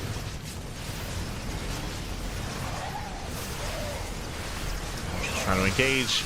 Yo, we got the slow bangs waddling in. And hey, we saw the microbial trap for the first time as well. I think for the first time this patch. We've seen it on this channel. It wasn't really effective, but it was there.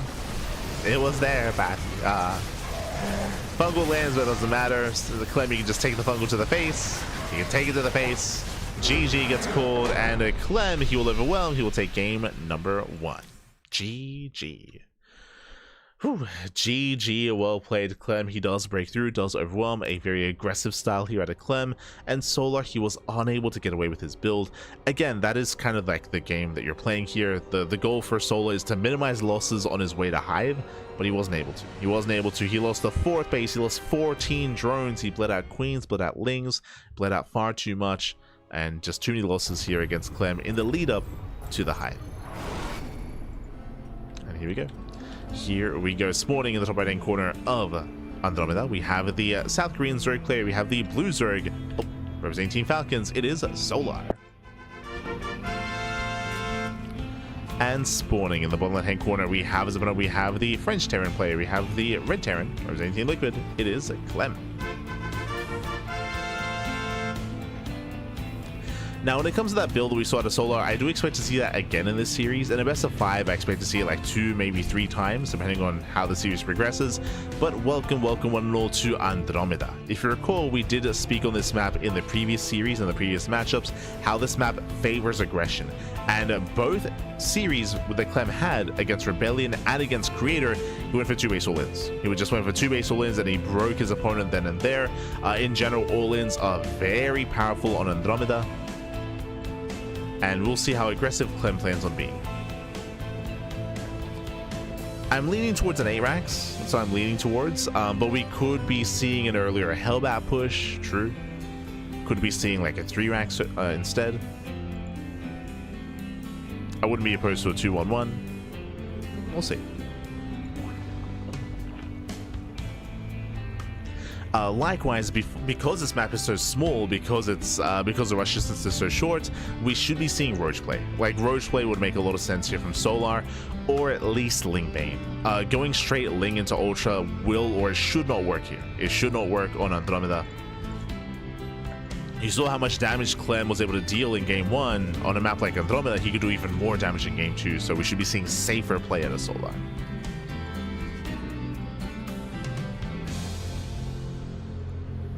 That should be.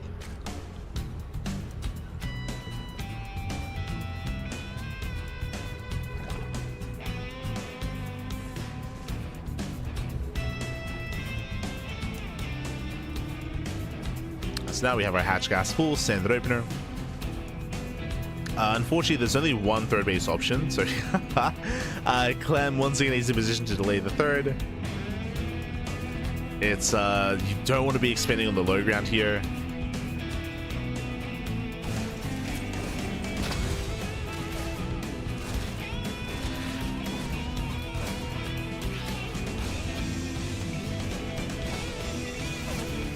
And Solo, he has to fight for it. Lings going down, still no expansion. There are TCs on the way for Clem. And Solar is still stuck on 2 bases. He pulls in the gas. Okay, so really early a gas income here. This looks like an all-in. It looks like either a Roach Rush or maybe a Nidus all-in. Solar, he doesn't really want a Nidus though. But he has so much gas. And he's still mining more. There it is, Lair. So we're rushing into the fast Lair. So as I mentioned, Nidus play is viable here as an option. So we could be seeing Nidus all-in. We could be seeing German Taxi. If it was Roaches, I feel like we'd see a Roach Warren soon. Otherwise, it could be a no shot. We go 2 base mid on Andromeda. No shot. It's gonna be Nidus, right? Yeah, he has no Overlord in the main. Oh, the Mippies. Ah, let's go. They're hosting a concert. They're praising Alarak. But based on this Overlord placement, like, it should be Nidus play, but we'll see. There might be something else that I'm, like, not thinking of. The other thing would be Drop Lord play, I guess. You make Drop Lords and drop into the main, but we'll see. As there we go, Nidus is on the way. So we're going Link Queen, Nidus all in, out of Solar. And Clem, I believe, has yet to confirm. Yeah, he never got into the main. He never got into the main base. He never confirmed the lair timing. Now, Clem should know that something is wrong because he knows how late the third is, right? He knows. And he's opting to go for High Flight Rotors into Speed Banshees. This would be okay against Roach play, but this is not Roach play. Show us the Nidus. We're getting ready. Ooh, nice round. Very nice round. 2 Hellions get caught. Clem not paying attention. Was caught being inattentive. Lings they engage with the natural. Nidus is on the way. Clem is distracted. Clem, he has no vision of the main. And again, this is a bit of a learning curve here. A bit of a learning experience on these maps. Large main base. Nidus does complete. And here come the queens. Here comes the all-in. Yeah, Clem is out of position. He's racing back home. Productions are being camped. That's a lot of queens. We got 6. 6 queens. Does not deny the upgrade. Hyperflight Rotors is done. Overseer is already morphed in. And Lings, they just keep flooding. Yeah, Lings just keep flooding in. Boys being pulled away. Production's being camped. And Solar has done it. At this point, Solar, he has done it. He has control of the main. Let's control the production, control the army. Clem is pulling the boys. Getting desperate. But there are so many Zerglings, the boys cannot engage. The boys, they can't do it. Doing the factory. Didn't make sense. Liberator has arrived. I guess it can try to help. Losing a Banshee. Gets a queen. Gets one, gets two queens.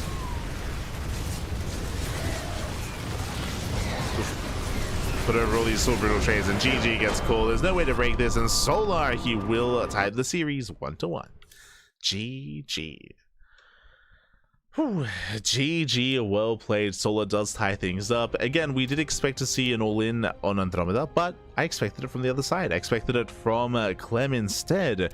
Likewise, from the side of Solar, we did take note of the early gas income. That was going to be a couple of different things, either early Roach Horn or early Lair. We saw the early Lair, and in our mind, it was going to be Nidus play. Technically, we could have seen Drop Lord play. If we took extra gases, it could have been Muta play, but no show you ever try to rush Mutas on Andromeda. GG. GG, well played. Unfortunately, Clem never saw the main. He never saw the main base. He never confirmed the gas. He never confirmed the lair timing. So Clem was playing blind. He was playing blind. He had no idea what was going on. GG. The pants were down, Pappy. The pants were down. GG, well played. And with that, we're getting into game number 3. And spawning in the bottom left-hand corner of the Old Republic, we have the South Korean Zerg player. We have the Blue Zerg representing Team Falcons, tying up the series 1-1. It is Solar. And spawning in the top right-hand corner, we have his opponent. We have the French Terran. We have the French Terran player. We have for Team Liquid, it is Clem.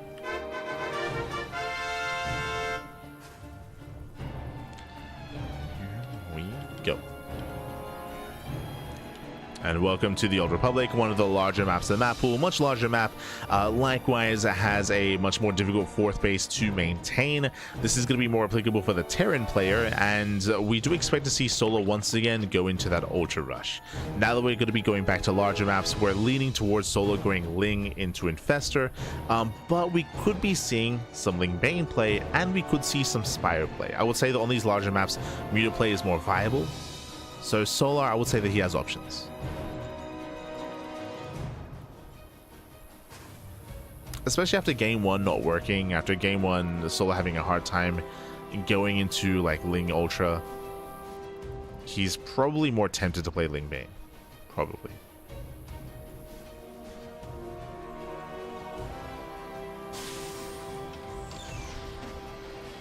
They can't be down if you're not wearing pants. Ah, no. Take them off. Take them off. Not like this.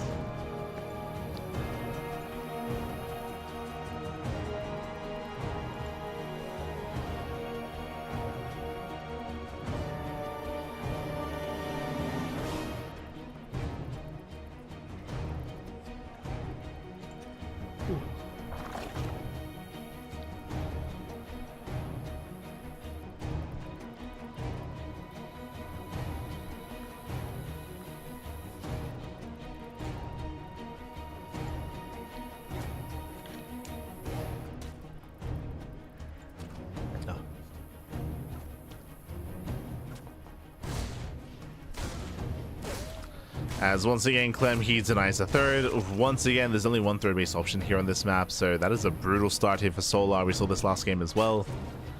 That is the downside of both Andromeda and of the Old Republic. Only one third option. And Clem starts off with the lead. Does start off with a nice lead. Solar, he counterattacks with the Lings. There are Marines back at home.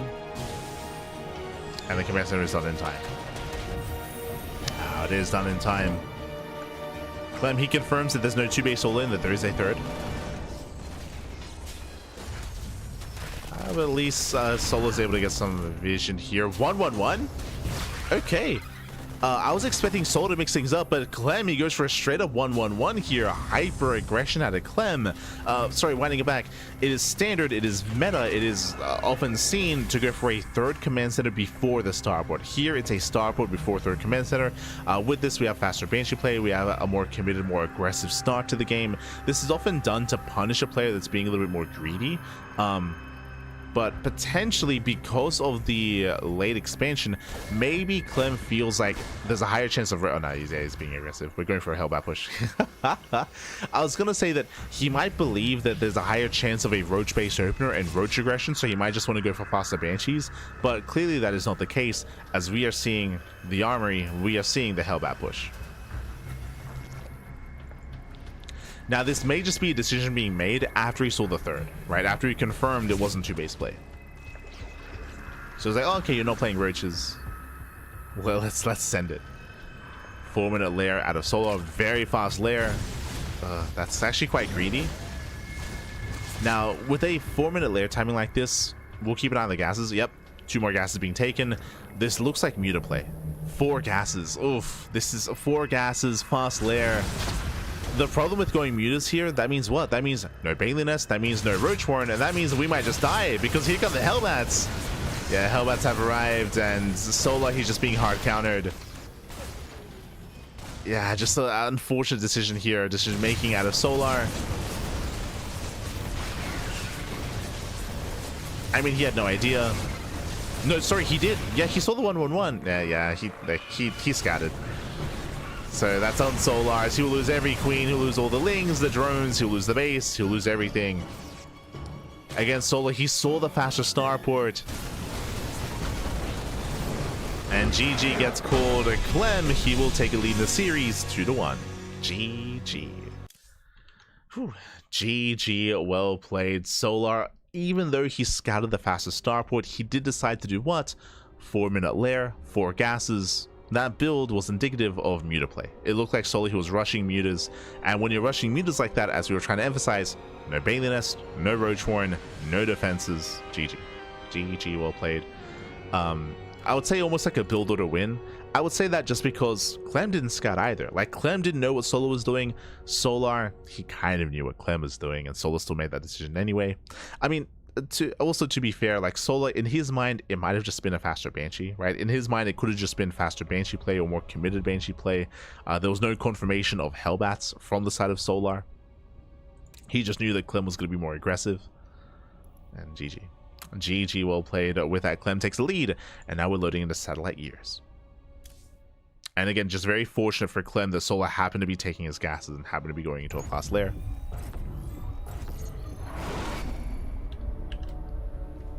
Here we go, spawning in the bottom right hand corner of Satellite Years. We have the South Korean Zerg player, we have the Blue Zerg representing Team Falcons down in the series. We'll see if we can bounce back and force the ace match. It is Solar. And spawning in the top left hand corner, we have his opponent. We have the French Terran player, we have the Red Terran for Team Liquid. It is Clem. And welcome one all to Satellite Years. Satellite Years, again, is one of the more quirky maps out there, more unique maps, just because of the base setup, just because of the 3rd location, the 4th location. Now, unlike the other 2 maps, there are multiple 3rd base options, so you can expand here at the low ground or at the linear 3rd base as well. Both are more viable here. So Solar, he should be able to get a faster 3rd. I say faster, he should be able to get his 3rd base on time. Unlike the past 2 games.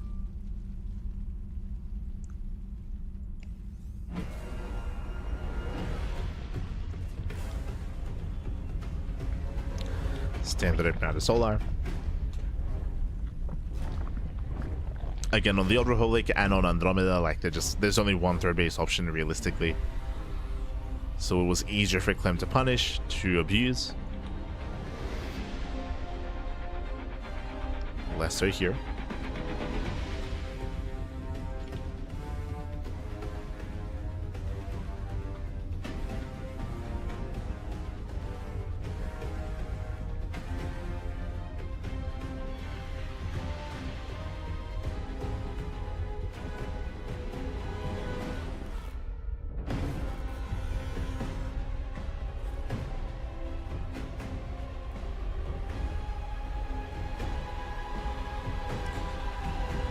we are moving out. Oh. Clem spots the location of the third. You can see that Solar even sent out a second drone as well in preparation for expanding at either location. This time Clem doesn't try to punish.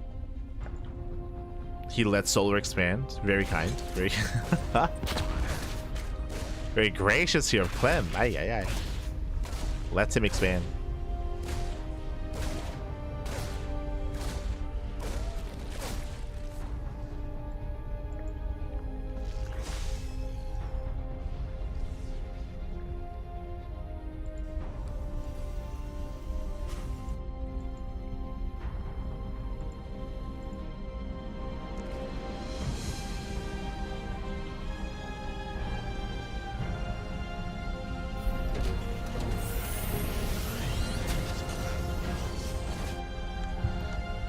And once again, Clem, do you see what I see? 1-1-1. So once again, hyper aggression out of Clem.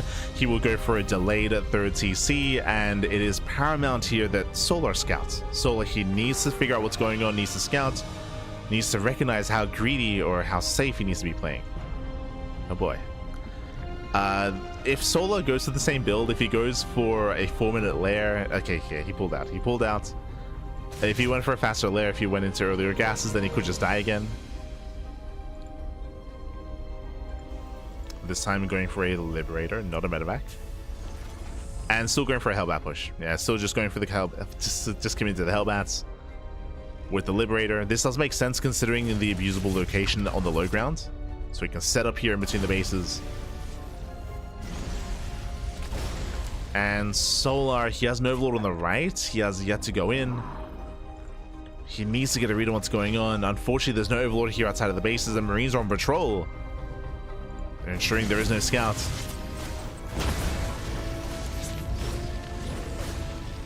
And now Soldier's playing standard. He's droning. He's getting extra queens.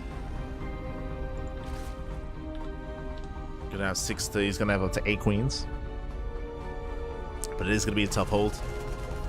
Overlord scout is denied. Do you see the research? He saw. Wow, the fake out.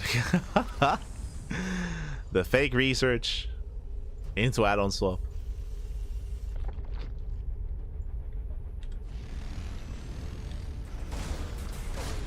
Now you can see that Clem doesn't commit. He is going for a third CC behind this, so he's not going for an all-in. Liberator does siege up, a drone's going to be going down. Hellbat takes don't know where the queens. We had 1 transfuse, just the 1. So far the queens are holding. Queens they hold, but meanwhile 0 mining here at the 3rd. And the Hellbats are willing and he wants the drones. He wants them. Ah. Gets a queen. Queen goes down. Drones, they do get away. And Soul defends. Okay, he does defend. Did take a lot of losses, and we still have more Hellbats here towards the natural. But transfuse. Hellbats able to win. They will get some drone kills. Oh no! Was they turn and fight? 7 drones go down. Aye, aye, aye. Some brutal losses there as Hellbats they go back in. And Soldiers being torn apart. That's going to be 13 drone kills in total. And remember, Clem was not all in this time, or he was not as committed. Behind this, 3rd command center is done. Building up into stim. Just getting into stim, getting into combat shields. Building up his bio.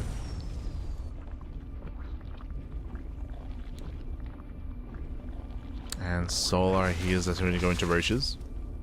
Double Evo chamber is going to roach play.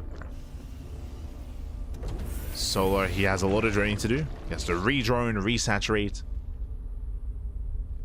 Upgrade's going to be delayed as a result. Tech is delayed as well because of the early damage.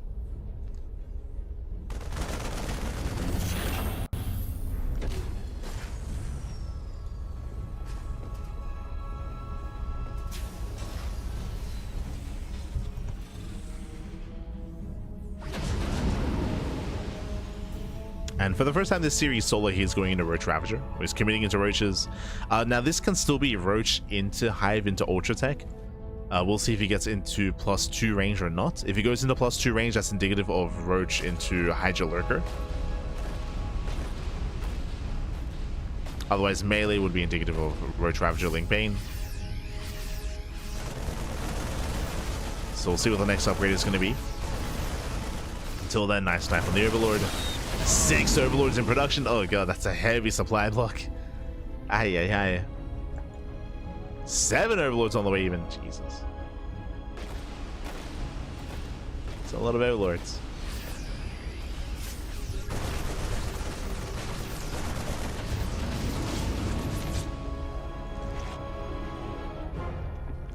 And Solo, he's not droning. Yeah, he's going for the all-in. Okay, so we're not taking up into Hive, we're not taking up into Ultras, we're not going into Link Bane. We are cutting workers here at 0 saturation at the 4th base, cutting workers at 66. 66 drones, that is full 3 base saturation. So 3 base saturation, 3 base all-in, 4th base is just for larva, and one way or another, Solo, he either kills Clem or he dies trying. So it's all or nothing. Creeper spreading. Now the base that Clem opted to take is on the low ground, so low ground expansion, a very wide arc here pushing in. This will favor the aggressor, this will favor Solar. He's waiting for 1-1, waiting for the upgrades. Meanwhile, Clem, he's fully aware. Clem, he scouted the lack of saturation, that's why he's throwing down 3 bunkers. Clem is aware of the all-in. Boys are being pulled. There's only 1 tank behind this. And meanwhile, the first 2 bunkers go down. There's 1 bunker left. And Solar, can he break through? He's losing too much. Yeah, losing so many roaches here. And roaches are going down. Tank flow is going up. This will cost Clem some SCVs, but he can afford to lose them. And he's barely trying to hold on here. 21 SCVs going, 22. He will lose the economy, he will lose his 3rd. 22 SCV kills, brutal damage, and Soul should just keep going. He has to just back off, rebuild, remax, and just keep hammering at the 3rd base. Meanwhile, Clem is being proactive. Oh. Spots the army. Spot the army ahead of time. Tank is going to be wound down. Marines are trying to hold their own. Oh, and he breaks through the roaches. Uh-oh. Marines, they start to step in. Gas on top of some of the Ravagers as well. Solo still trying to force his way through. Clem, he has been resaturating. He has 2 more tanks behind this. And the tank shots are brutal. Solar, he's bleeding out his Ravagers. Expensive losses here for Solar. Yeah, here it extends. Ravager's going to be going down. Down to 3 Ravagers. Nice dodge on the Wiles. He's up the roaches, catches another Ravager, 2 Ravagers left. Down to 2, down to 1. Oh my god. Yeah, that was 13 Ravagers going down. That should not have happened. Ideally, when you're all in like this, you want to preserve the Ravagers because they're so expensive, because they take so much time to really build up, and they have so much value, so much potential as well. You want to preserve them, you want to back off every time to keep them alive. For Soul to lose them, that is brutal. Nice repositioning. 1 tank goes down. And Clem, he's holding. Clem, the tank has survived. That's going to be 1 tank finally falling. The other tank does get so many volleys off though. And Solo, he will lose everything. He'll lose the entire army. GG gets called. The all-in fails. And Clem, he will survive. He will defend. He will take the series 3-1. GG. GG, well played. A very impressive defense here by Clem. Clem, he lost 22 SCVs, by the way. He lost 22 SCVs at the 3rd base. His economy was crippled, but Solo was all in, and Solo, he got caught out. I was honestly really surprised that Clem was as proactive as he was. After he lost 22 SCVs, he pushed out across the map. He was able to engage the army ahead of time. He didn't allow Solo to build up his forces and to max out. He forced Solo to engage early, and that's when he was losing all of his Ravagers. Ravagers were going down left and right. Clem took a really nice fight. Sure, he didn't really have the army to break the main force of Solar, but he was just trading. He was just out trading Solar instead. And GG, well played. Solar, he ran out of steam, and Clem is going to be this week's PiGosaur Cup champion. Congratulations. Again, hyper aggression out of Clem. We saw a lot of Hellbat pushes. We saw Hellbat all-ins on Andromeda. We saw a Hellbat push on, Hellbat all-in on Old Republic. We saw a Hellbat push on Satellite Years. We did see a Link Queen Nidus all-in on Andromeda. And we saw Solar attempt to rush into Mutas on Taito and get punished. Oh wait, no, sorry. Taito was the game where he tried to rush into Ultra. It was going Ling into Ultra. And he got shut down early on. GG. GG, well played. A lot of variety here when it comes to the games themselves. We saw some macro, we saw all-ins, and different varieties of all-ins as well. GG. GG, well played. Congratulations here to Clem. Shout out to Solar for making it this far. Quickly double checking here. Who did Solar beat to make it this far in the tournament?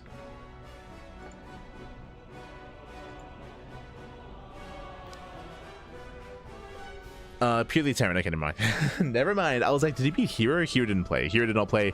Sola, he 2-0'd Percival. He 3-2'd ByuN, went all the way to the ace match. And then, of course, he went up against Clem in the final. So purely ZVTs. I would have loved to have seen Sola versus ByuN, to have seen how that series panned out and how they faced off against each other. But regardless, GG. GG, well played.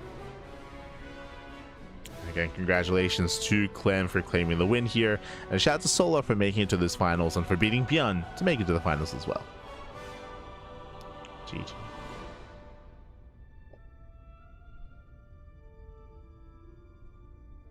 I see Terran Zoid in the YouTube chat. It's hard to wrap my mind around how much you work for SC2. Would be nice to see you at Home Story Cup next year. That's an ambitious statement. It's very bold, very bold. But thank you for the kind words. I'm in Australia, not in Europe or in the Americas, so it is very, very expensive to go to Europe. So unfortunately, I don't really see that happening. I would love to one day go to Home Story Cup. I was lucky enough to go to IM Katowice in 2024. I was lucky enough to go there, and it was a really, really cool event, really fun, and it was my first like big offline event like that. I'd love to go to another event, whether it's something like Home Story Cup or a Cheese Adelphia or something, but it's not quite in the budget, unfortunately. Very expensive. Maybe one day, maybe in a couple of years, maybe. But thank you. No. This is the grand final. See. But otherwise, thanks for watching. Thanks for the support. So that does wrap up our broadcast for the day. A little bit of a shorter broadcast, as we didn't really have too many replays of PiGosaur Cup. Quickly catching up on the rest of our schedule here. We do have our next cast. That's going to be tonight. Later on tonight, the Pondcast. The Pondcast is our weekly talk show, weekly podcast, where we talk all things StarCraft. This week, I think it was a little bit of a lighter week in terms of news. Let me just double check. Let's have a look here. Outside of tournament results, we had TLMC. True, TLMC voting is open. If you're out there, I should emphasize that as well. If you're out there, and if you haven't voted yet, do not forget to vote for the Team Liquid map contest number 21. We were just featuring some new maps, and it is up to you to determine which of these maps will make it through.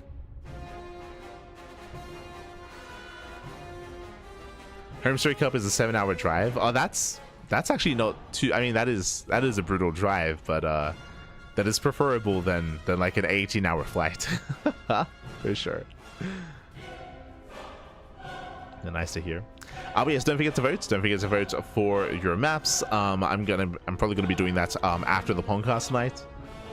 But you can vote, and you can help determine which maps to be added to the map pool. Likewise, we had some news regarding the miniatures game. They just released the model for Zeratul, so we're going to be talking about that. And we have also news regarding the publishing on the arcade, which we just got an update of earlier today. Outside of that, we just have tournament results. We have the Water TV Team Liquid Map Contest tournament. True, I may just gloss over. I feel like I probably need to watch those games before I vote. Yeah. I need to watch them back. I need to watch. But we had the TLNT tournament. We had all the weeklies as well. All the regular weeklies. And of course, the SSU Safe House is right around the corner. This weekend, as you can see here on the schedule, this weekend is SSU Safe House on Sunday. We have Water TV Monday tomorrow as well. MSO, STC. The SSU Safe House is a big event happening in Vegas in the Americas, with Zomruga, with States, with Nathanius. I think Rotterdam's going there as well. There is no offline kind of venue, unfortunately. Like, there's no public venue. But basically, they all rented an Airbnb. They're all going to be chilling in Vegas and casting and hosting a big tournament. Basically the NA version of Home Story Cup. I believe crowdfunding is going to be available for that as well, so keep an eye out and make sure you support it. It's going to be a two-day event, group stage and playoffs. We are going to be the B stream. We're going to be the B stream covering day one. We're going to be covering the group stage, covering day one. We'll be there. We will be there.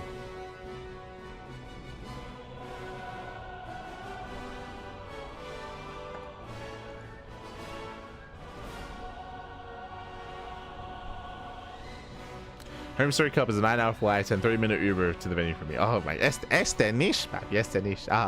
Take me with you next time. Take me with you, Nish. Vote early, vote often. Yes, yes. Don't forget to vote. Don't forget to vote. Again, I'll be voting probably later on tonight. I do think that I want to skim over the VODs of the TLMC tournaments before I vote as well. Don't forget.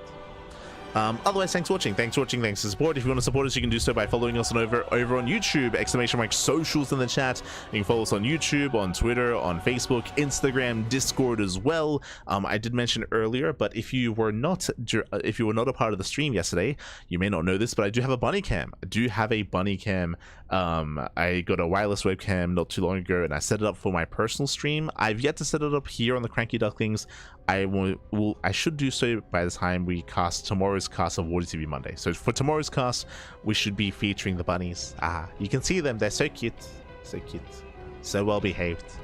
And we will be having, basically, I'm going to be retiring our 2 plushies, at least for the time being. So shout out to the Zergling, the Pro plushie, and the Duck as well.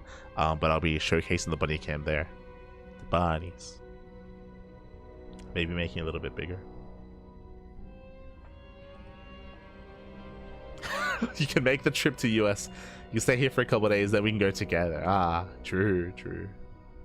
Just hide me in your luggage. But I should be setting that for tomorrow's cast. Otherwise, I might stream later on today. I do have some things to do though. But if I have some time, I might stream before the podcast and might feature the bunnies then.